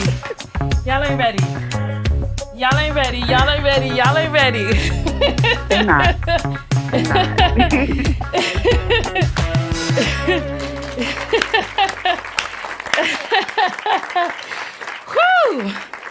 You know what? Come on, baby. Thank you so much. We needed that little dance break. Oh, the baby's I dancing did. too? That definitely cheered me up because these are some really dark days that I'm in right now, and that gave me a little chuckle. I'm not gonna lie. Well, you know what? One foot in front of the other. Whew. Yeah. You know what? Write to me privately. I'm going to gift you a copy. Why am I tired from 40 seconds of moving? I got to work out more. I'm going to gift you a tired copy. from walking across the room. That's nothing. I'm going to gift you a copy of my Self-Love Affirmations workbook. Please contact me afterwards, after the show on my website, tanyatko.com. Tell me your name again. Brittany. All right, Brittany. Thank you so much. Brittany We love B. you. All right. Have a Thank great you. evening, Brittany. You too. All right. All right. Whew. All right. You're on the air live with Tanya. What's your name? Hi, Tanya. This is Sherry. Hi. You know rule number 2. What's the wait? Oh, okay. Hello. Oh yes. Mm-hmm. Not to have the TV on. Yes. Sorry. All right. Come on. Let's talk. What's your comment this evening? Well, I was thinking about Idris's wife and her youth and her age, and I remember what it is to be that young and then be in love and totally lose yourself. And sometimes you need family or somebody to step in or a good friend to pull you out because you literally do not have the strength to do it yourself. You don't see yourself without that person. You don't know where you end and they begin. Yeah. And that's such a thing. It happened to me when I was young, and it took me leaving my job, changing my phone number, changing my email address, leaving the state. It took a lot. It took a lot. And so, and I look at the power dynamic with the money. And if she came from a very religious background, sometimes you're very sheltered and not very experienced. Yeah. She doesn't see herself without him. You know, so I remember. Well, you know what? Let's just make it focus only on you. So just talk about yourself. Okay. All right. The good thing is that there's what I have to say like that. There's light at the end of the tunnel. You do get out from it. You do get through it. It's best to do it, I say, for myself. So let me say what was best for me. Do it with therapy. Do it with therapy and have a plan. I knew where I wanted to be at a certain amount of time, and I wanted to work towards that. And so that's what I did. Okay. Well, you know what? We appreciate that. Thank you. Thank you. And so how are things now? Did you get out completely? Did you fall back in? How did things turn out? No. Once I got out completely, and that was it. Like, once I was gone, it was done. I was out, I was gone. There was no looking back. There was something always nagging in me saying that I needed to, something was wrong. And so once I got out, I said, I'm never looking back. Got you. That's it. Got you. Thank you so much. Thank you. Thank you. All right. So, what's that? Uh-oh. Hey!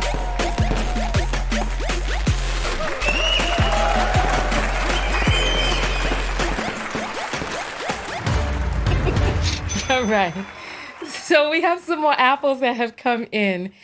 Dia sends $2 and says, I think the worst is what was said as I've been hit. ? Oh, girl, I don't understand that question. I know we got limited space, but let me try to read it again. I think the worst is what was said as I've been hit ? Maybe she's saying that verbal abuse is worse than physical abuse. And this is what I often hear because the verbal abuse is so insidious. You don't even realize sometimes that you're being verbally abused. And I can tell from the way that some people reacted to me cussing that man down to the ground, that many people don't know what verbal and emotional and psychological abuse looks like. Because I cussed that man down to the doggone ground, and he backed the F up, didn't he? Here we go. Cha sends $1 and says, your nude lips are everything. Love from Texas. Oh, thank you, my dear. Thank you. Thank you. Okay. And then Adia says, I can't get through. You know, it's really random. Adia, are you on the text notification squad? If you're on the text notification squad, I can pull you up to the top of the list. All the other people on the fence about the text notification squad, what are you waiting for?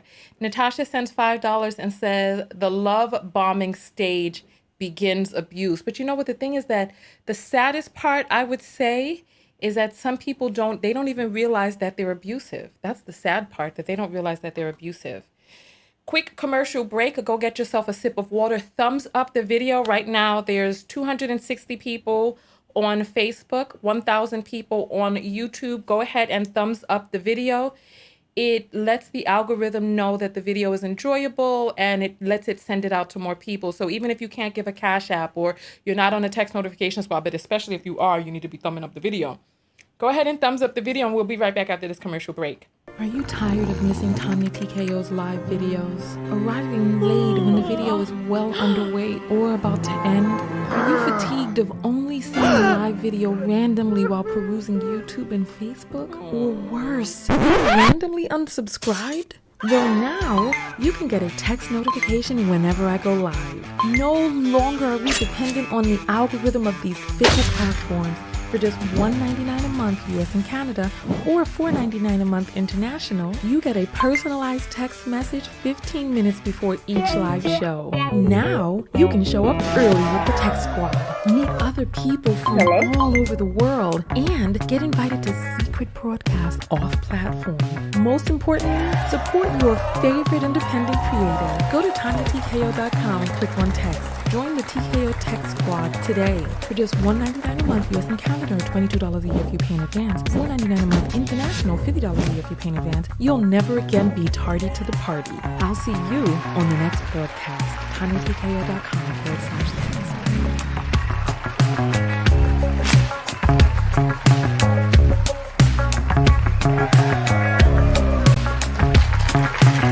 Are you tired of these? All right, welcome back, everybody. Welcome back. So we have a new call on the line. What is your name? Hello. Yes. Cynthia, how you doing? Hi, Cynthia. What's your comment today? I was reading the comments and stuff. A lot of these things seem like narcissistic personality disorder and borderline personality disorder. And a lot of people, some people saying, well, she can just leave. There is an entire cycle and certain characteristics that seems like, and I'm not saying he is because I can't diagnose, he fits a lot of that criteria. And some of this stuff is textbook. If you go and read up on it or have any interest in it or may know somebody, it's hard to extract themselves. And there are certain type of people with certain type of things about themselves that are naturally drawn to each other. You know, he didn't pick this girl by accident. Like you say, he didn't try that with Kate Michelle because it's like the dance what domestic violence victims do with their abuser. They kind of know each other from certain body language and certain phrases and stuff they send out. And it's something wrong with the person who does it, but internally there's something wrong that needs to be fixed with the person that accepts it. I'm not saying it's their fault, but I'm saying to keep from attracting these certain type of personalities into your future, we really have to do the work on ourselves. And I think when we fix us or the person fix themselves, the other person will disappear. But it's hard for them to recognize that that person is abusive. And a lot of times that person will put on a mask, like what Idris is doing. From what the little stuff that he said, it's like he's gaslighting her. He's throwing these tantrums to basically intimidate her so she won't say anything. And he's so oblivious to what he's doing and that he don't even see the red flags that he's sending out, because anybody who has done a little bit of reading, and I mean, you can get research on YouTube, you can get it on TikTok, as well as read some other stuff. It is a red flag what he's saying. All of these are like check marks on the list to what he's saying. The fact that he picked her when she was younger and we don't know what her background is. And it's just textbook. And I'm not a psychologist, and I can't diagnose or whatever, but it seems very characteristic of it. And a lot of times, he'll gaslight the person or whatever, and they'll be acting all crazy when people won't know what he's doing behind the scenes, and they'll be thinking it's her when it's actually him. And most normal people will even question themselves when this starts happening, because they're like, most normal people don't do this. And if you have good boundaries, you'll be able to kick it out.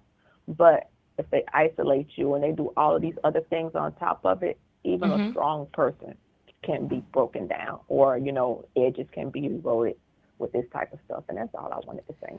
Okay. Oh, your line gets so hard to call into now. You used to be could call you all the time, and now it's hard to get into you.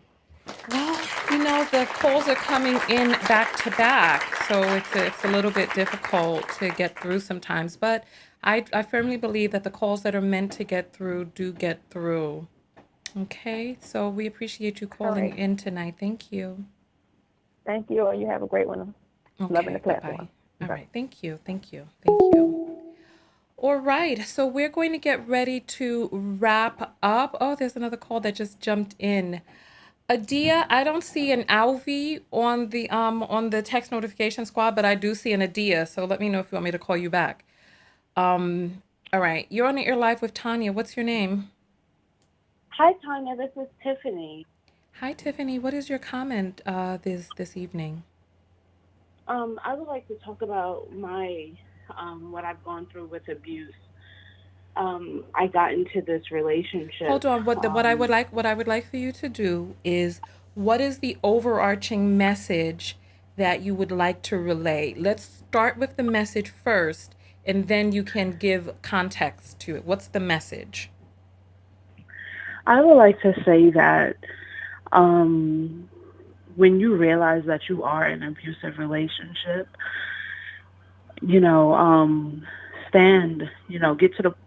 try to hold on to your family and your friends and your support system, and try to latch onto that, because from my experience, after you go through abuse, you sometimes can't even trust your own judgment.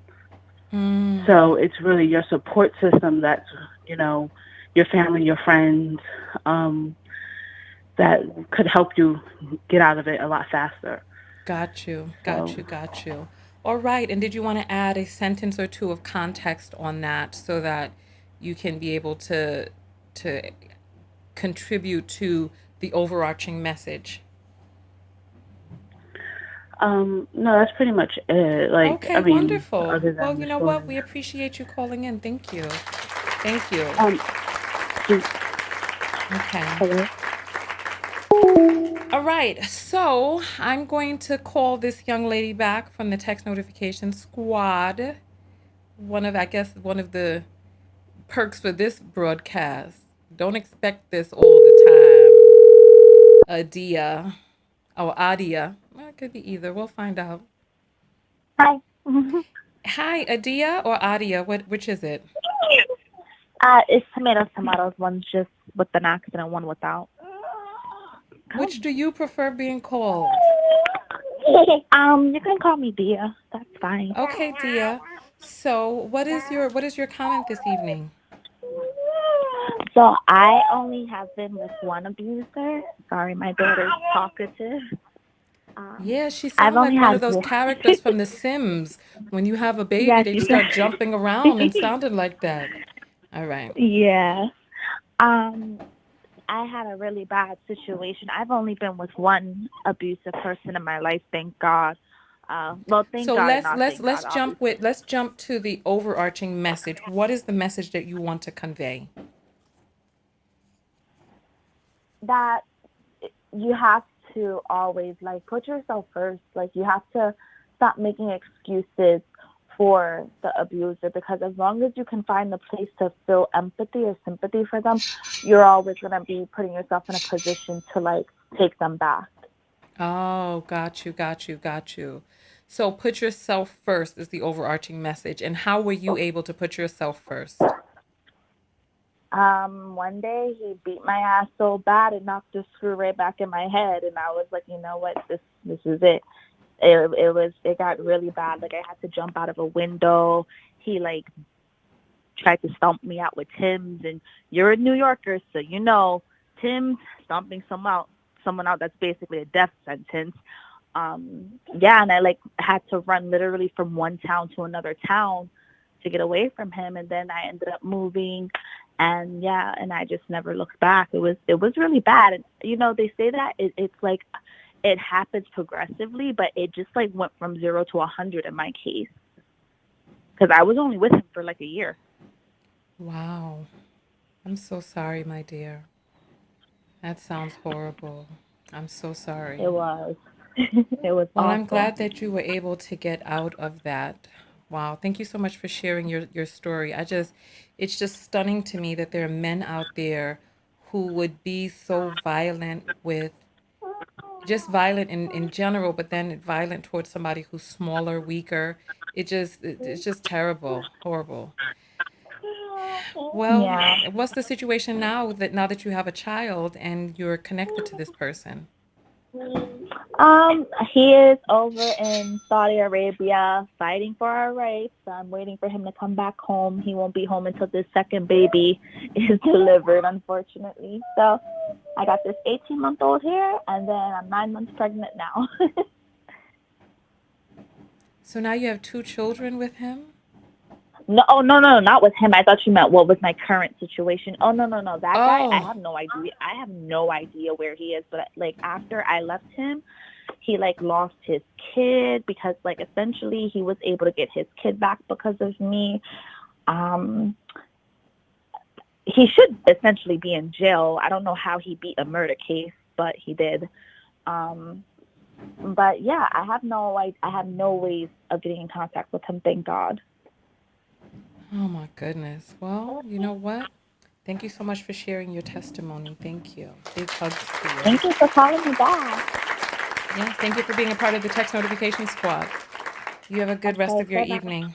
Okay. You too, bye. All right. So I am going to take a few WhatsApp phone calls. I saw somebody ask whether or not I can take WhatsApp phone calls, and I can. So I'm opening it up for WhatsApp phone calls, and if there's anybody who needs to call in via WhatsApp, all you have to do is just have because there are people who are international. So I'm waiting for a phone call to come through, but it has not yet. Well, you know what? Let me turn the phone lines back on, and then we'll take a few more phone calls, and then if we get a WhatsApp call, we'll let your call come through as well. 323-488-3149. The telephone number is right here, and we're only going to be on for a little while longer. We have about 10 more minutes, so if you're going to make your phone call now, and then, or you can send me okay, there we go. First call is coming through. You're on the air live with Tanya. What's your name? Hi, Tanya. This is Taylor. How is it that you're always able to get through and other people are saying that they can't? Hey, I guess I was just made to get through. All right. So what is your Oh, comment about the entire dialogue that we're having today? that women really have to be careful because, as you know, when they leave an abusive relationship, they sometimes, well, most of the time, the next relationship they get in with a man is going to be abusive too. Mainly because they tell the new guy, all the stuff that they put up with in their last relationship. And so the man is going to be like, oh, you put up with that? Well, I mean, and not all men, you know what I'm saying? But the guys that are like predators and stuff and abusers, I'm going to see what they're going to see what they can get away with you because they beat you the last time. I mean, you just got out of a relationship. Did you get what I'm saying? I'm trying to speed it up and talk fast and stuff. But do you understand what I'm saying? I hear what you're saying, right? However, it sounds like you're saying that if a man hears that you have dealt with abuse, that he is going to Yes. take that and be like, oh, let me abuse her too. Yes, because I mean, it is a character trait. Whether women know it or not is something that they are more of like attracted to, because that's the type of Right. guy that So they the like. question is the egg and the chicken, which came first? Was the guy That's an abuser and you happen to attract another abuser? Or did he hear, oh, this woman has been abused, let me turn into an abuser? Um, I refuse to believe that a man is going to be like, let me turn into an abuser when he hears it. Okay. But So I he just was refuse to already an believe that. abuser before she met him. He had already abused Right, other people. He wasn't inspired into abuse because she opened up to him. right. Okay. And that's just me. I just refuse to believe that. Got Um, you. yeah, that's Got all you. I wanted to call in and say, Tanya. I mean, All right. Well, and we see what appreciate you your can go point with of for that. view. Thank you so much. Thank you. All Thank right, you. sure. All right.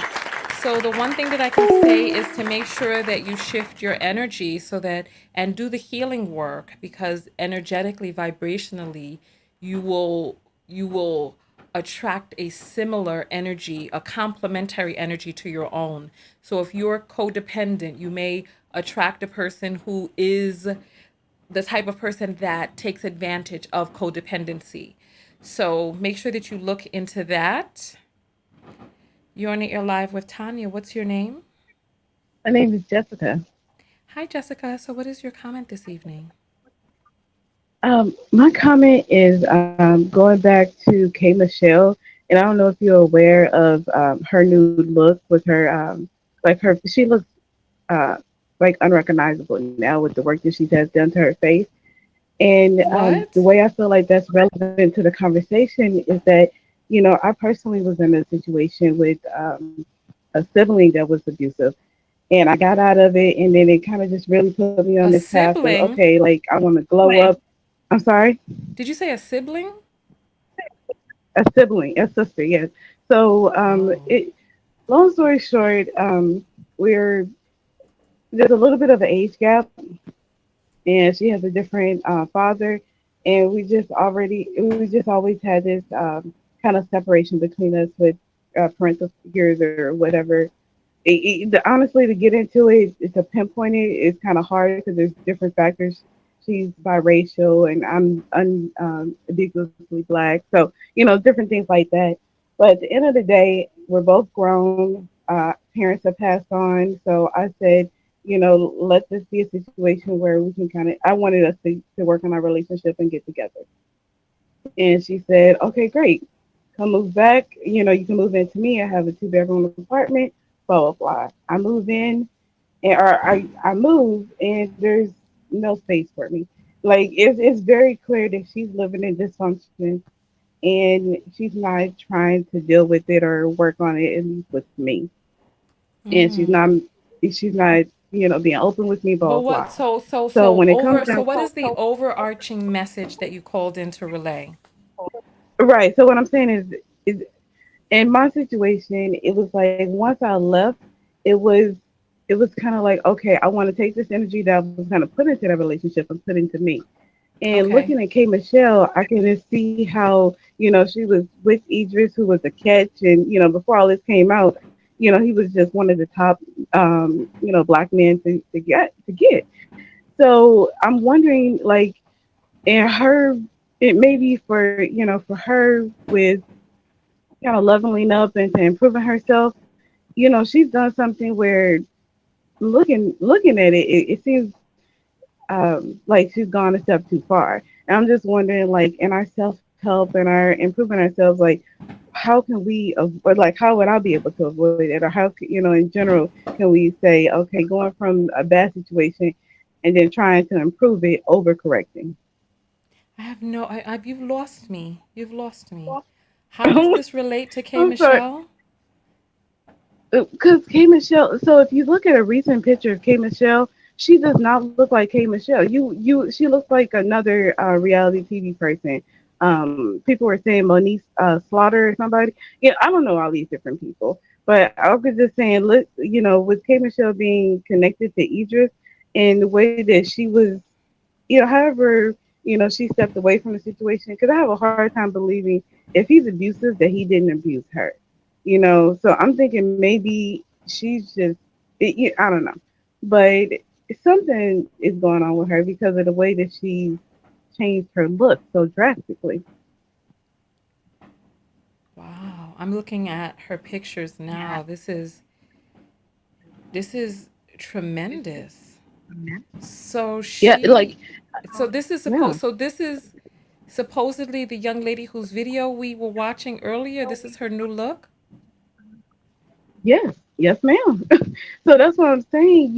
Like when we're in these, these situations where we're not loving ourselves and blah blah blah, and the comment that, and what really kind of made me put two and two together, she made that comment like, "Oh, he told me that he would never be with a woman. That he laid out the terms that he can give her, but that would be it." And then he turns around and within so much time of ending his relationship with her, he's married.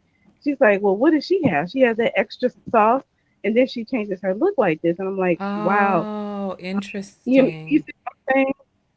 Yeah. So I'm just trying to say, So, like, so, okay, so I guess she went and got herself some extra sauce now, or whatever sauce she right. thought was attracting. Wow, this is very interesting. I would have never, I would not have recognized her because she looks like a completely different, like this I can see, okay. But this person on the right, so you're sure that this person on the right is supposedly her? I'm not listening. I'm following the rules, so I'm not following your show live. But I yes, mean, you I'm could I'm have pretty it sure if you're on putting it and up, turn it's down there. the volumes. Oh, okay. Well, let me 'Cause do that. Okay, yeah. So, okay, I'm looking at it live now. So I know there's a she delay. looks like a Yes. So completely I see with the different pink hair on one person. side and the red hair is the K Michelle that we noticed, and then the pink hair is like, who is that? That's supposed to be still her. She just had work done. Oh, goodness. Was she the one who had the butt implants when she was dating Idris and then she had to go get them taken out because of pain and stuff that she was under? Yeah, she was having some kind of complications due to the butt. I don't know if she had decided, and then as she was going through the process of taking it out, that it was more complex, or that she had started with complications and then had to take it out. But either way, she did have her butt reduced. Oh, me, oh, my. This is deep right here because we were just talking about BBLs and surgery, and wow. Right. Am I on speakerphone because I'm hearing the echo? No, I haven't done anything. Okay, there's a Is it little still tiny echo? bit. This is hello, testing, testing. No, it's gone Yes, now. I can hear you. No, it's Okay, back. well, I'll But go ahead and nonetheless, end the no, call. I yeah, just that's wanted to thank very you for taking my interesting. call and just Thank add you. that K Michelle's new look. Well, thank you so much, Tanya. Yeah, thank you. Wow, this is interesting. I would not have recognized her myself. Let us go ahead and turn off the phone lines and then jump out of here because I think we've said everything that we need to say on this broadcast. We talked we there's some apples that are in, so we're going to read the remaining apples and then we are going to jump out of here. Go ahead and start getting ready to tell us what is the self-love lesson that you learned from today's video. And I'm going to put the comments up on the screen so that what's that?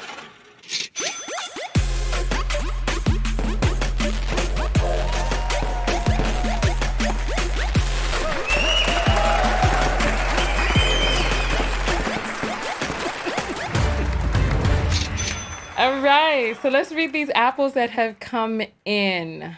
All right, so Adia was sending some messages to let us know her number and stuff from the text notification squad. Thank you for being a part of the text notification squad. We appreciate you. All right. Carrie sends $1 and says, can I call in right quick about DBT? So I saw some people in the comments who were talking about, was it EMDR? That was the movement. And then some people were saying that there's the cross pattern. We'll probably have to do another show about that a different day.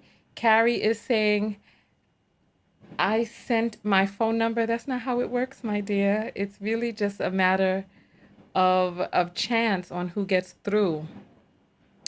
You know, Carrie sends $1 and says, it's okay if you're beat. So cute. And Tina sends $1 and says, thank you for this. Tried calling in. I relate to this. Yeah, you know, it's so random who gets to come through. I really think it's a matter of the universe and what the universe has in mind, you know, for what is meant to be for the broadcast. Jolisa sends $2 and says, Healing from Hidden Abuse book is life-changing. Really? Sounds interesting. You know, I love reading. I love reading about relationships. Evolutionary psychology is a passion of mine. So I appreciate, whoa, Lord have mercy. What is this I see? Look at what did my eyes behold? Lord, so this was K. Michelle? K. Michelle butt implant deflates on Instagram Live. Why people got to behave this way? I don't know who that. So this is what we're doing to ourselves? This is real sad. We really do have to love ourselves. The crazy part about it is so this is the woman that we saw in that video that was talking. Let's see. This is frightening, honestly.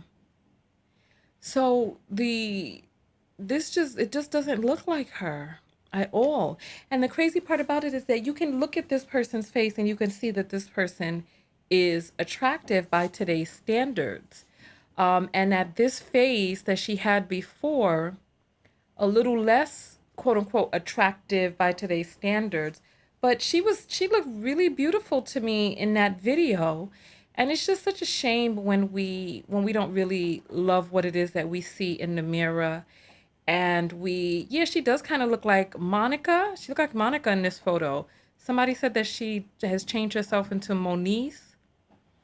It's sad when you don't like the reflection that you see looking back at you. But listen, whenever you go under the knife and risk your life to change your looks, like some people were like, oh, what's the difference between braces and putting on a wig? And you don't have to go under anesthesia. A wig is not invasive. You know, you just put the wig on your head. Like somebody was trying to talk about hair dye and hair color. If you have to go under anesthesia to get your hair dyed and risk your life for it, then that is a form of self-abuse as well. Somebody's saying she looks part Asian now. You know, there's a part of me that wonders, so this is what she looked like before. There's a part of me that wonders how much of this is in an attempt to, like, wow, like these don't look like the same person. Like she's had rhinoplasty. She had something done to her lips. Whatever she did took off about 10, 15 years because this person looks about 26 and this person here looks about 35, 38. This person, I'm confused because like this does not look like the same person. She looks young and all this. Like, what did they do to her skin? Because, listen, she looks good, but she has more of a mixed phenotype here in the after. This is real sad to me, honestly. Like, I mean, but people want the accolades that comes along with having a certain look. Like, you can tell she's had rhinoplasty here. And it looks like she has some cheek fillers or some implants or whatever they're calling it. Oh, my goodness. All right. So listen. Go out there and love one another. Most importantly, what? Love yourself. And part of loving yourself is what?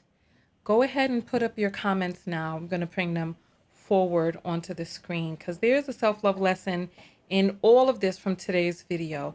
And we used the situation with Idris as an example for self-reflection and pontificating about a relationship dynamic.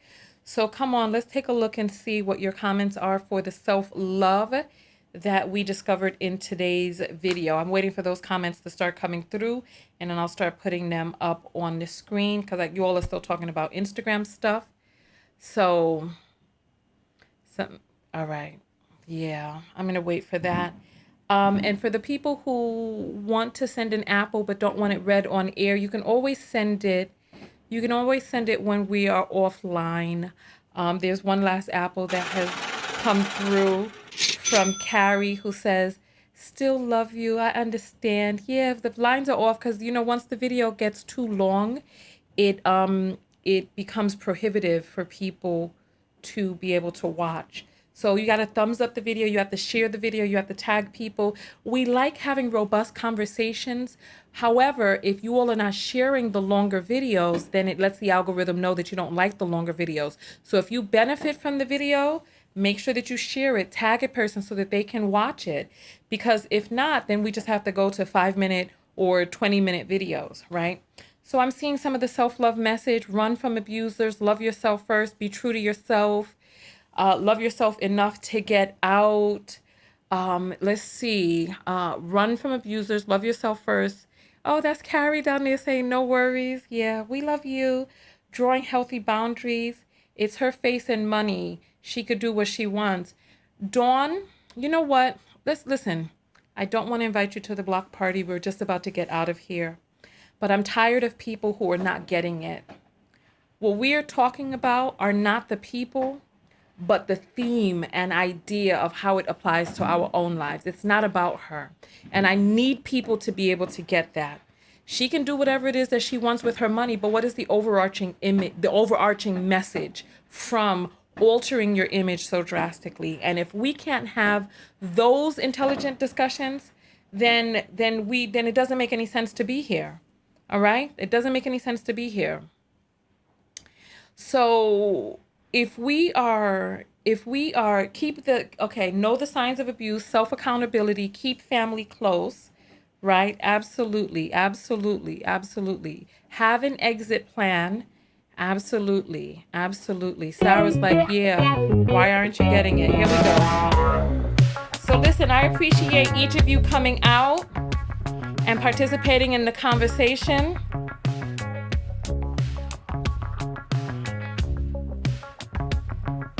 Hey, love yourself and the way that you came into this world. Divest from the pursuit of external validation.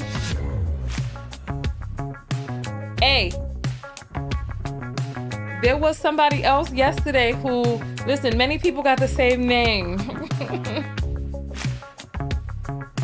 Hey, recognize patterns. It's the soul that needs surgery. Remember, make this relate to us. Make it relate to yourself. Hey. All right, so my self-love lesson for today's video is set healthy boundaries. Every man that looks good is not necessarily good. Keep an open mind about relationships because you really don't know what may be in store for you. Keep your eyes open. Learn. Google. Research what certain things look like. If something's not, listen to your intuition. If something doesn't feel right to you, intuitively, pay attention to that. Also, what else? What are some of the other lessons? Hey, we're not ready to stop the dance party yet. Come on. Trust your instincts first time around. Yeah. Pay attention to behavior. Yes. Sometimes people under exaggerate or minimize their contribution. Listen to people who don't take personal responsibility. There's so many self-love lessons here in today's video because it really isn't about K. Michelle or Idris and his wife. It's about you and yourself alone. You gotta self-reflect. Hey, you gotta self-reflect. Yeah, you gotta self-reflect. Oh, you gotta self-reflect. Hey, self-reflect. Oh, hey, you got a self. And when older people, if you 5 or 10 years away from being 15 or 18, and there's somebody 20 years older than you who was an adult when you were born, take a look and see whether or not they may be trying to flim-flam you. You never know. Hey. Happy Juneteenth, everybody. Hey, listen, I appreciate each and every one of you for coming out today. Thank you all so very, very much. Nobody got invited to the block party today. I don't know what went down. So listen, I appreciate each and every one of you. Thank you. Thank you for giving your message and for, let's see, I appreciate each of you for coming out. Thank you for giving your self-love lesson. And make sure that you click the other videos, click the subscribe button. Make sure you know how to find my channel again. Make sure you thumbs up, share, tag a friend, and I will see you in the next video. Hey. You ain't ready for it. Hey. I'll see you in the next video. Tanya T.